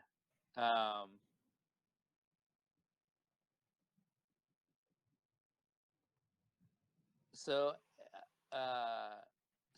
if you were to celebrate later that evening, and if you were to drink from that, you would realize once you put some wine or ale or something in there, the skull begins to laugh and sing sea shanties, and every once in a while it'll let out a good "arr." But you also notice that whoever was using it and drinking with it notices they don't quite get as drunk as they normally would, and in fact, they feel quite adept at any skill checks related to drinking that they tend to do better at. So you have advantage with skill checks related to drinking. That's so cool. Well, Virat, you're one that I always go on under. But yeah, the skull will laugh and sing sea shanties and everything while it has alcohol in it. Okay, so so the ship sails off, and you guys have a pretty uneventful last day. You're about a day away from the Warden City of Gleebrook, and as you get close to the city, you can see there's several ships of various sizes coming in and out of the harbor, and it basically looks like it's a big city, and the harbor is mixed protection of rocks and walls built between the rocks, and for most of you, it's probably the largest city you've yet to see. So as you pull in there, it takes a little while as ships filter in and out for you guys to get a dock to pull up to. But eventually, about midday the following day, so on the calendar, you are about here. Let me roll up. About 1:30 the following day, you guys are able to pull into the Warden City of Gleebrook. We'll pick up from your arrival next time, which will be next Monday if that works for everybody. All right. Why don't we take the last Should couple be okay. minutes, and I'll go ahead and divvy up the coins between you all now. Oh, damn it. I didn't mean to sell all that shit. Oh, wow. Oh, fuck. Oh, Dave, what have you done? I know. All right, never mind. I can redo it. I'm getting tired. Please say you obviously. have the list. I do. Oh, we have. We have a Thank list. God. It says what it is right there. Yeah, I have it all. No, That's funny. I just need to drag it over again. Oh, that Oh, was don't funny. scare me like that, man. Oh, what? That was funny, actually. I'm just getting tired. Honestly, I wasn't thinking. Is that whiskey getting to your head? No, I wish that was it. I'm just Oh tired. man, of course that screws with the coins altogether. No, I'll fix it. No, It says right I there. have that here. Actually, hold on. Let me do this. Hold on. Let's just start over. No, Luckily, I put them in parcels. This won't take long. yeah, but you can just reduct 75 platinum pieces, 41,470 gold pieces, because that was added. That's a lot of gold pieces. Holy shit. No. I just took that all out. Hold on. Okay, so here's the captain's quarters. While you're doing that, I'm gonna go take a piss. Yeah, this will take me about 2 or 3 minutes, and then captain's quarters, First mate's quarters.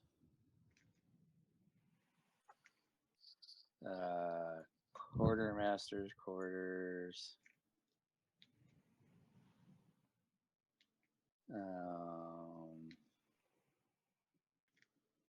Let me just make sure that's everything. The captain's loot. Yeah, The captain's loot. Yep, thank you. Go back to this page. and they also the one with the boots is missing. Okay, hold on.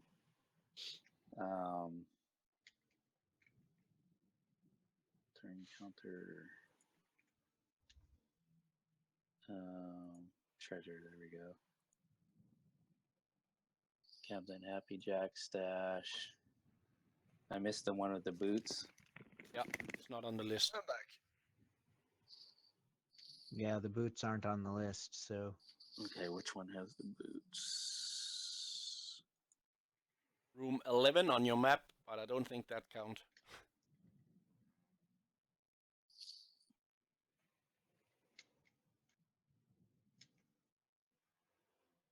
Are there bone dice there too? Yeah, I think so. um Was a few items. yeah, No. because the bone dice aren't on the list here. Okay, so that's all this one. Okay. There we go. Yeah, and the money looks right. Okay, so that should be everything. So let me And then mass identify. I'll do all that again. So let me identify all this. Why don't you guys take a couple minutes and figure out who's taking what? And I will you guys can go ahead and start talking about that now. I will Well, other than like the starting item, because everybody got a starting item, I also have one magic item that I got. So So you're if one any, magic item ahead, but that only yes, applies if there's a. why don't we do this? Why don't everybody put the number of magic items in chat that you have? other That than way you can not see it. including the starting item Well, you now got. if 'cause I go everybody for got the that. bow, that cancels my magic Yeah. item. Yeah, but you had that from the starting item, though, didn't you? Yeah. Yeah. Yeah. Don't count the starting item. Yeah. 'Cause don't- everybody got a starting item.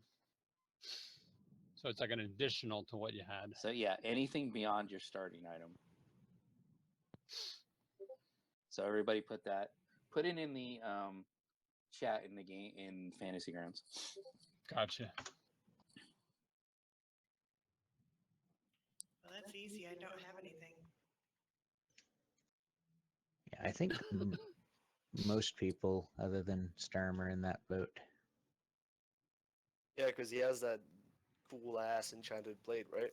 No, just sword. The it's a blade. It's a sword. Enchanted blade is a sword And or a dagger No, I or thought he said plate. he said plate. It's a no, he said blade. blade. Oh, blade. Okay. Well, I heard plate. So did Mancone. So Yeah. Okay. All right. That's why I thought he said Oh. plate too, and I was like, I'm pretty sure it's a sword. yep. Alright. Not that far gone. Not yet.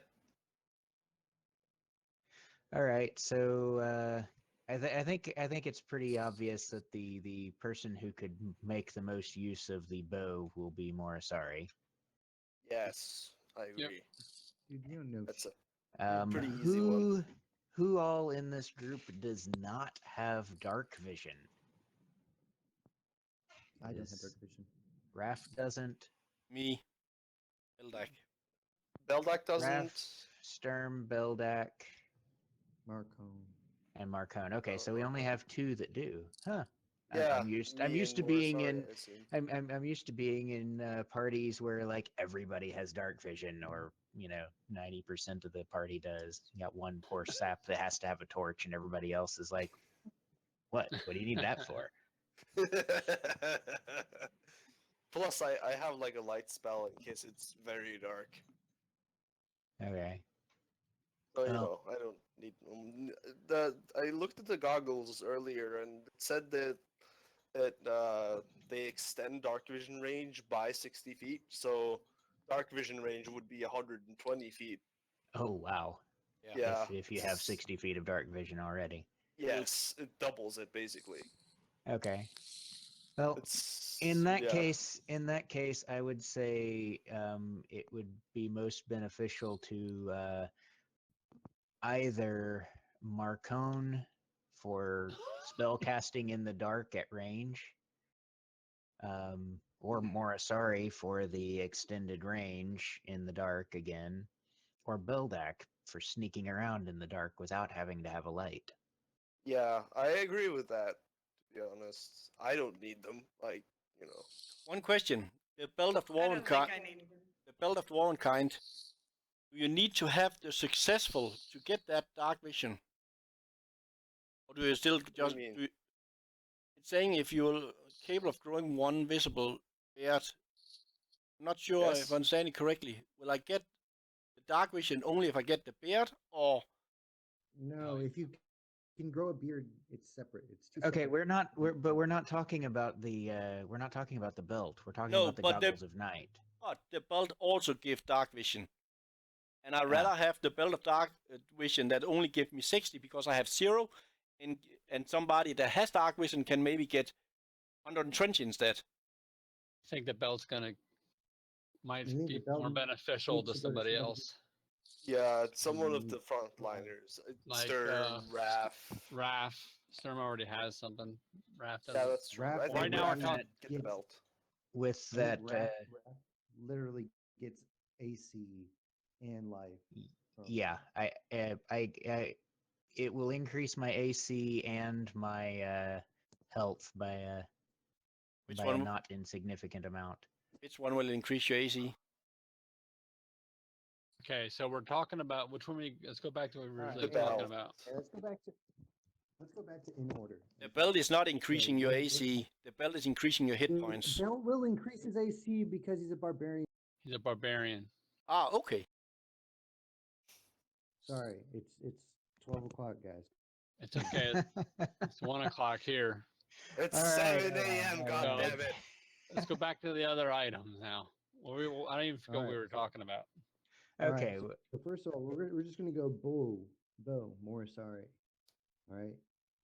Alright, And we've got a Morisari, take the tankard, bow. Okay. We've got a tankard. We've got a ring of protection.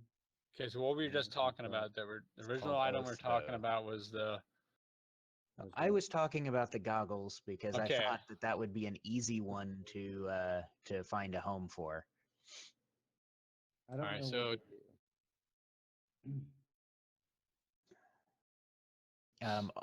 The goggles of night simply give you dark vision out to a range of 60 feet. If you already have dark vision, it increases its range by 60 feet. Yes. Okay. so if, So I don't have dark vision, so I mean, yeah, I could take him. Morisari has dark vision, so I guess you'd be. does Yeah, anybody I don't else need them. does anybody else want a dibs on the goggles? Yeah, I said that. Anyone who's really good at spell casting might also want it. Speak. Anyone that wants to speak up, then you guys can decide. Like I said, I think that's the only item that I want. Okay, don't- you What can take item? it. What item are you guys talking about right now? Except for against a sworn. What got item are you guys talking Goggles about of right now? night. Goggles. Goggles of night. Oh, okay. And who's interested in them? The Beldeck. If I remember Well, correctly, I can't use scimitar, so that's nothing for me. Why can't you use a scimitar? Scimitar is Why just can't you light use a finesse scimitar? item. I just Yeah, looked You're at a my. rogue, aren't you? I just Yeah, looked. you can use You a can- scimitar. Yeah, you can use the You're a scimitar. rogue. Light Both finesse rogues item. and a druids finesse. can use scimitars. It's I not a believe. it's not a martial weapon or nothing like that. Okay, but on my skills feature, it's just saying simple weapons: hand crossbow, long swords, rapiers, and short swords. Not anything about finesse. Oh, it's not a. It is a martial weapon. It's a finesse. No, it's not. It's a finesse weapon. All fit. So is a short sword. I thought you can use a finesse weapon. You can. It's the Oh. rogues can use finesse weapons. Anybody can use finesse. Has nothing to do No, with what who I'm can saying use is, it. yeah, The reason why that's important for a rogue is it uses his one ability, finesse It weapon. uses his dex instead Right. of his strength. Right. Well, Okay, the reason so- why it's important is that that's what he needs, a finesse weapon in order to do sneak attack. Sneak attack. Right. So Sorry, honestly, I I'm think just that- tired. I'm just tired. Yeah, we understand. So honestly, I think the flame tongue should go to like Eldak because that would be so good for him. Well, yeah, it's his finesse weapon. Does anyone else? Does anybody I else want want the the scimitar? I don't want it. Morisari? Scimitar? Veldak, Flaming Veldak, do you sword. want? Veldak, do you Eldak want the is weapon? getting- Yeah, but the problem is I need to see dark vision. That is what my biggest concern is because that's my biggest hindrance so far in the game that I can't sneak around, find traps and so on ahead because I don't have any light source. But do you know what kind of damage that scimitar does? No, I'm looking at it now. Yeah, you should look I at it. also use finesse weapons. That's Yeah. true, but you already got the bow. Yeah.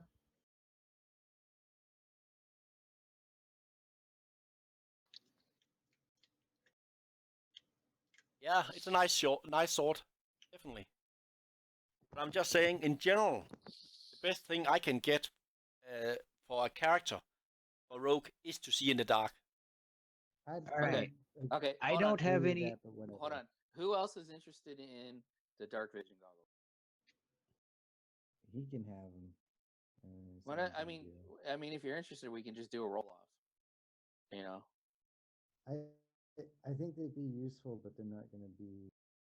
I don't see any reason to roll off. If he wants them, he can have them. All Are right, they- so Are they required attunement? no. No. Okay, he can have them. All right. I'll just Go take ahead them and when take they're them, right Beldak. here. Thank you. Okay. Yeah, so go ahead and take them off the sheet now so we can weed the sheet off. Weed the sheet down.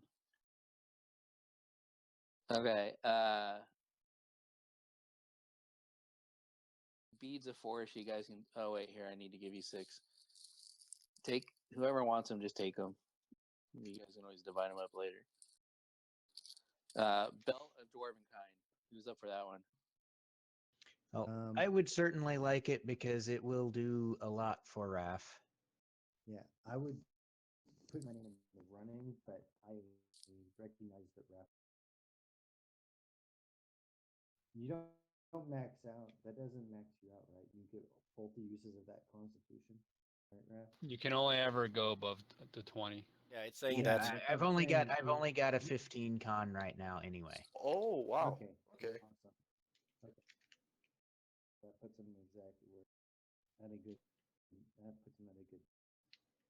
Yeah, So, that would bring me I- to 17 con, and then if I could find one more con, I would be happy. Yeah, that'll be in like. Your next level, you can do 1-on-1. Yeah, one strength, one con. So we got Beldak, more sorry. Belt is gonna be. Does anybody else object to me taking the belt? No, I think you get Nope. the most utilization. Okay. I don't know about what it's doing about you saying it. He's a barbarian at belt. I have no idea what that means. What? You said something about he'll get benefits because he's a barbarian and using it as a belt, and I say I don't know that. My constitution is based Part of your on AC. It Your AC helps is based off your yeah. dexterity and constitution. Right. for I was saying it barbarians. backwards. The Yeah. belt increases your constitution by 2. So his AC will increase, his life will increase, and so since his life increases. he Yeah, can okay. keep So most how of do his- I Put it in- We need to add them manually after, I think, because I didn't get information either on my character. You just go into your you just go into your thing and you just add it as a bonus. How do you Alright. do what, Raph? how do I add the bonus from that item? You're talking about the +2. I would just Yeah. record what your base is, and then in your notes, put down that, and then you just click whatever. You go to your con and give yourself the +2, and just change it to the add 2 to it, basically. Gotcha. That's the best way I know to do it. That seems non-optimal, but okay. Yeah, we can maybe set up a an effect later that you can click on and off if you're not wearing the belt. I can help you. I can help you. Yeah, with that. let's do that. Okay, That seems... boots of striding and springing. Is that Beldite too? This requires attunement. He's the Okay, only one that can take advantage of the movement. Well, the thing that you're not noticing there is basically it negates encumbrance. Hmm. And you Gotcha. can jump further. Right. So if something happens to you that would have reduced your movement speed is still 30. Encumbrance only typically deals with equipment, but I understand what you're saying. So here's my thing. I can see it going to 2 people. I can see it going to Beldak because he's 25, and I can see it going to Raph because his rage requires him to make attacks against people or be within melee range almost every turn when he's raging. So in order for him not to lose rage, I could see it being of use to him. Other than that, it's up to you guys. I think I would like to see Beldak do more, in and out fights, and him having the extra movement would be good for that. So, Beldak, are you still here? Yeah, I'm still here. I'm just tired.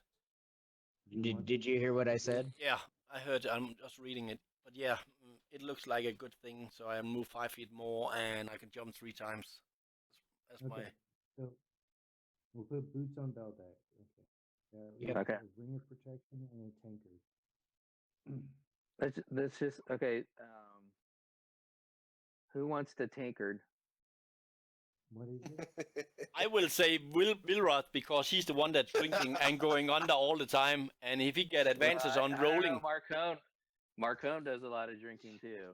Yeah, I think Marcone should have the tankard. He's a sailor. It's appropriate. I don't care. Marcone gets it. He can Morsari does a lot of drinking, but she likes to get drunk. but that is what I was trying to say. I like to get drunk too, so.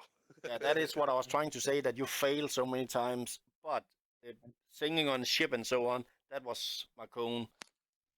I don't Yeah, know. I think Marcone should have it. It's just appropriate. Okay, drag that to his. I don't remember what it does, but I'll take it. It laughs, it sings, it sings, it R's, and it gives you advantage on skill checks related to drinking. It makes you better at getting drunk. Okay, eyes and minute scene. I want those. No objection. Just so understand, is that so? If I see a lock, it'll just be like a magnifying glass. Yeah, No, basically. well, basically, but what it Sort does, of. It doesn't make gives you- things bigger. It just lets you see. It lets you perceive minute detail. it makes you see better, and it gives you advantage on examining things. Out And to I a do range have- of one foot. Yes, and I believe it's going to be useful because with those the glasses, I'm not particularly good at like investigating things, and if I can get advantage in that sort of stuff, I can like investigate like magical runes and shit a lot better. Again, like with several of the other things, I see 2 people that this is particularly useful for. Keep in mind too. Villaroth because of the magic angle, and Beldak because of the examining shit angle. Keep in mind, like this doesn't require attunement, so you can always loan it to him. Yeah. So. Oh, Yeah, it doesn't require attunement. So, why don't Villaroth you take it, and if Beldak needs it, give it to him for a minute. oh sure, yeah, I can. Yeah, we can like share it, I suppose. Yeah, let's do it that way. Yeah, Okay. let's have it as a shared item. Okay, go ahead and So- take it, Velroth, for now. Yeah. All right. The figurine, the owl figurine. Morisari. I kind of like that one. Yeah, it does seem like a ranger-ish thing, doesn't it? Yeah. Anybody object? All right, take it. Potion of superior healing. Shit, I need some healing, by the way. Give it to frontliners. I'm damaged. I Well- totally forgot about that. I can take I, that I if would nobody say wants it. I would say either Sturm or Raph because we're the ones that are on the front line and we always take a lot of damage. And I think it doesn't really matter which of us has it. We'll probably end up using it on the other one. Yeah, probably. I have I already have 3 healing potions. So if you I've got need more some- than you. Oh, okay. But this is a supreme one, so this is the big one. Right. Okay, Sturm, you take it. I almost want to wait. I almost want to put my name in the hat. Just so, Oh yeah. Well, Okay. you can have it. You can have it. Okay. just so I can drag it. administer it to somebody at the Yeah, right go ahead and time give it. Yeah, after I'll I give cast it. my spell. Yeah, I'll give Alright. it to. I'll give it to Marcone. That's fine. All right. It is Marcone's. Does anybody want the pair of ingrained bone dice just as a trinket? Yes. Okay. Give them to whoever said yes. What did you want? The The pair bone of dice. engraved bone dice. Oh, okay. Gotcha. Alright. Ring of protection. Ooh, yeah, I've been looking at it. I'm kind of squishy, so I don't know if any of you frontliners wanted for even more AC. Yeah, I that'll be mentioned good. I think it'll be good for everybody. Yeah. Except Storm. He has a high enough AC. I I would say let the mean- squishies have it. Hmm. Raph gets AC from the bell. Sturm is tanky as fuck. I Uh, I don't know. I disagree with the whole backliner should get it. I mean, I don't know how many times you guys have taken damage. Maybe like one battle. Yeah, you I never. don't know. It's just You a almost never suggestion. take damage because you're far away, Vilrod. Now, if I'm- we if we want to base it on who takes the most damage, it's got to go to Beldak, the fainting halfling.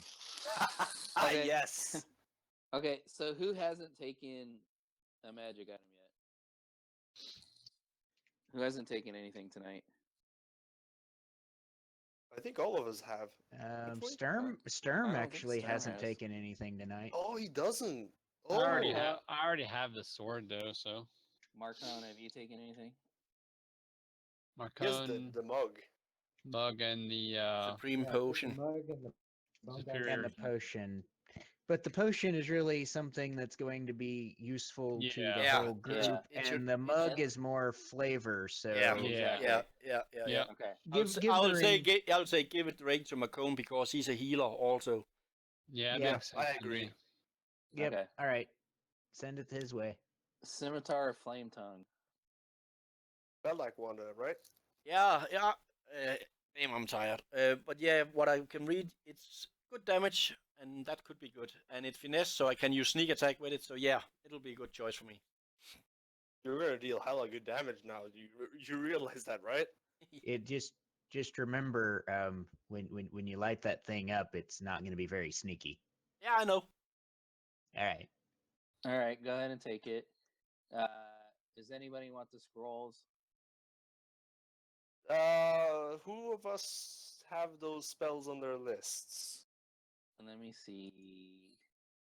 What? Because it depends on that. Can you just take them for now because I have no idea and I'm too tired to look at what I can cast and Grasping not. Vine is a cleric of nature domain, druid, or ranger. Okay, so Morisari could or Beldak could use that. No, I don't think Beldak could. Isn't he a druid Oh, though? oh, he's a druid. That's right. Right. So it's between you two. Just give it to the other one. I can't remember. Okay. Who was it? Sorry. Go ahead and take that. Remember, Sturm said it last time. Just because you don't have a Mhm. spell list on your class list doesn't mean you can't cast No, a spell. everybody can Just like cast the scroll. It's just Yeah. a bigger chance of failure. Staggering Smite is a paladin thing, so you can either sell it or take your chances trying to cast it. I'll take it. Okay, give it to Marco. Okay, the rest Okay, of the stuff, what does he want? the scroll of Staggering Smite. Okay. I'm just trying to look what it's doing. Now it disappeared, so I can't see it. I already gave it to him. Yeah. Who wants Beads of Force? There's 6 of them. Go ahead and take some of those. Or You got more beats? I guess we could take one of each. I have 4 from last time, and I don't want any. I still Morris- have a bunch. Okay, I'll take them. We could divide them, like- Raph. Dude, Raph, just tape them to the end of your shovel. And then, like, yeah. Yeah, there's 5 of them. So okay, so the rest of the stuff is are those just trinkets you want to sell when you get to town or something? I think so. yeah, that'll work. Yeah. We could Okay. sell that stuff. This is art. Except art if you want the notebooks. scroll case to all your scrolls. Okay. I have a well, couple of scrolls though, so but that Do- would be flavor. So Do we have anybody in the group that can cast spells from a spell book? no, I'm not a wizard. Okay. Had I been a wizard, I'd grab some of the scrolls I could. Because inscribe, but- somehow I ended up with Mother Shalaron's spellbook in my bag. Yeah, maybe you can try and figure out a way to sell it in town. Or Toss I it. mean, we could take it to the wizard's tower and see if they want it. I don't know. yeah, or trade it for goodwill. Yeah. So okay, so we'll sell the rest of this stuff when we get into town next time. We'll kick off next time with our arrival into the port of the Warden City of Gleebrook. Anybody else have any questions or anything, or Nope. anything they want to well- bring up? But I, seeing how I was using it in battles, off and on throughout this course of the boat, would I notice anything else about my sword that you didn't already tell me about? Yeah, let me bring it up real quick. If I could also have told you that while we are sailing into the. Well, yeah, but I wouldn't have. Actually, I've become quite fond of this sword, and I wouldn't have even left you touch it. I never part with it. Kind of Okay, weird. that's scary. So it's like an intelligence sword. You have something that takes control So- over you. So I've told you it gives you a +1 bonus to attack and damage roll. And I think we've set that up. I Yep. think I set that up on it. Mhm.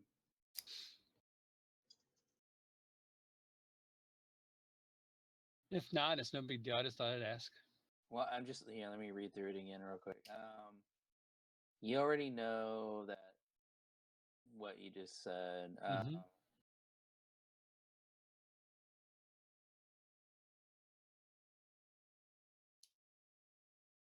Oh yeah, actually I forgot something. Did you take any damage? Nope. He Nope. said, I did not. Okay. Write a note for yourself Okay. that when you take damage or something we need to do.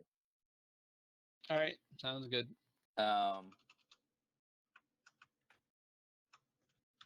Yeah, that's a. Other than that, you've just become very, very fond of it. You don't want to let anybody touch you. You don't want to let it out of your sight. Yep. You don't I want got to it. share it. Stuff like that. So, All right. Sounds good. everybody's good for next Monday. Yep.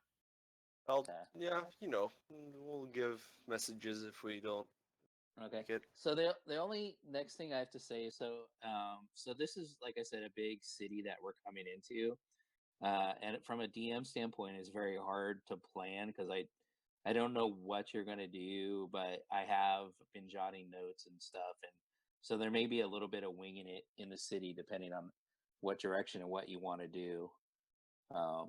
So Wait. just FYI for next time. Wing it. Ugh, it's good. You know what I'm trying to say. Yeah, meaning you guys, there's a good chance you guys can go a direction I'm not really prepared for, but If I remember correctly, we're on our way to the king, right? well, the king's not in this city though. This is just where she's dropping you off. Yeah, but he was close to, like a day out or something like that. Yeah, he's about a day and a half north. And if that you was guys what travel up the. Yeah, and that is what we decided to go to now, correct? Yeah, that's where you're going now. Yeah. Okay. So, but this is a town where, if you're gonna find it on Erosioid, if you're gonna find it on this island, it's gonna be in this city. So this city's the biggest city, and if it's in this area, it'll be at the city. Okay. I'm not saying you can't come back here another time, but and I'll give you more flavor when we get there, but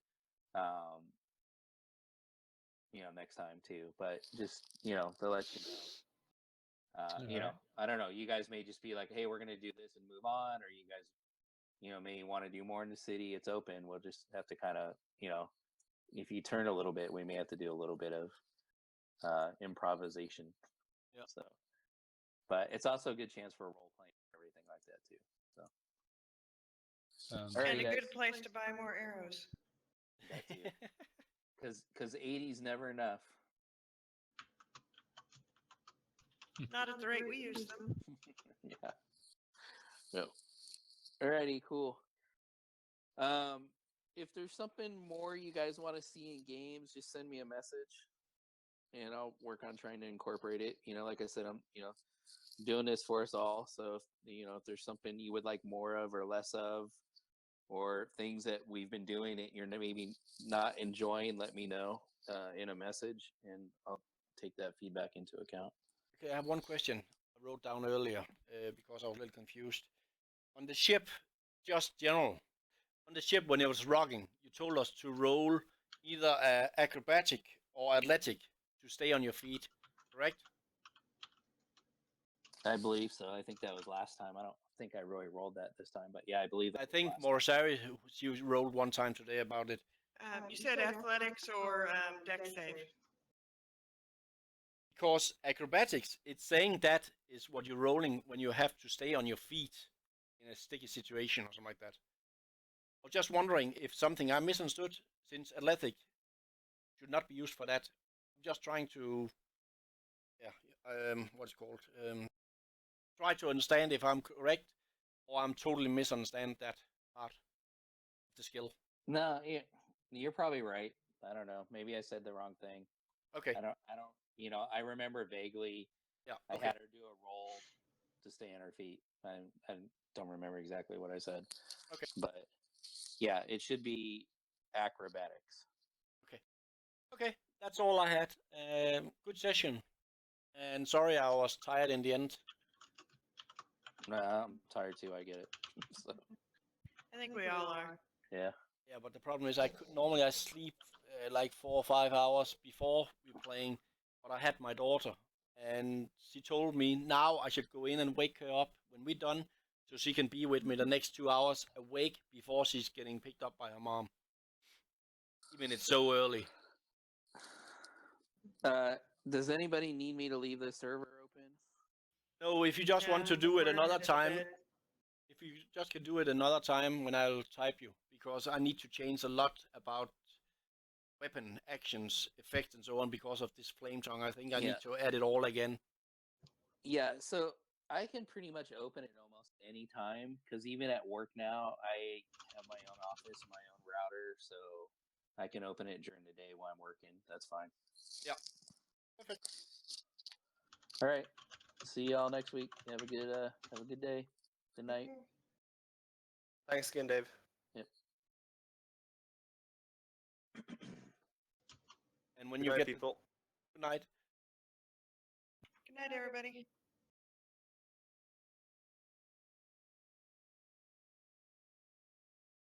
Why am I not seeing that? Hold on.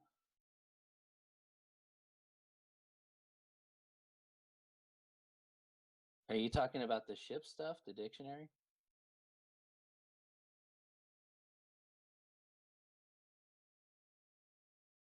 What's the other thing you're? Just above it. Just above it. Can you see that? Can you send me those 2 ship pictures? Then I'll see what magic I can do in Photoshop for you. Yeah. So we can maybe I can learn something about scale and DPI for Fantasy Grounds. Yeah. Yeah. I'll send them to you tomorrow. Remind me if you don't see it, because I'm actually kind of shutting down my computer right now. Yeah, that's okay. Yeah. Yeah. I'll send them to you. That's fine. Okay. Okay. Have fun, everybody, and sleep well. All right. I'll sleep in 2 hours. I can't. I'll go in and wake my daughter now. Okay. All right. See y'all. Good night.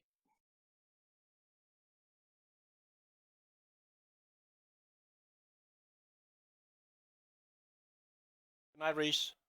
Have fun. See you next time, and Drake.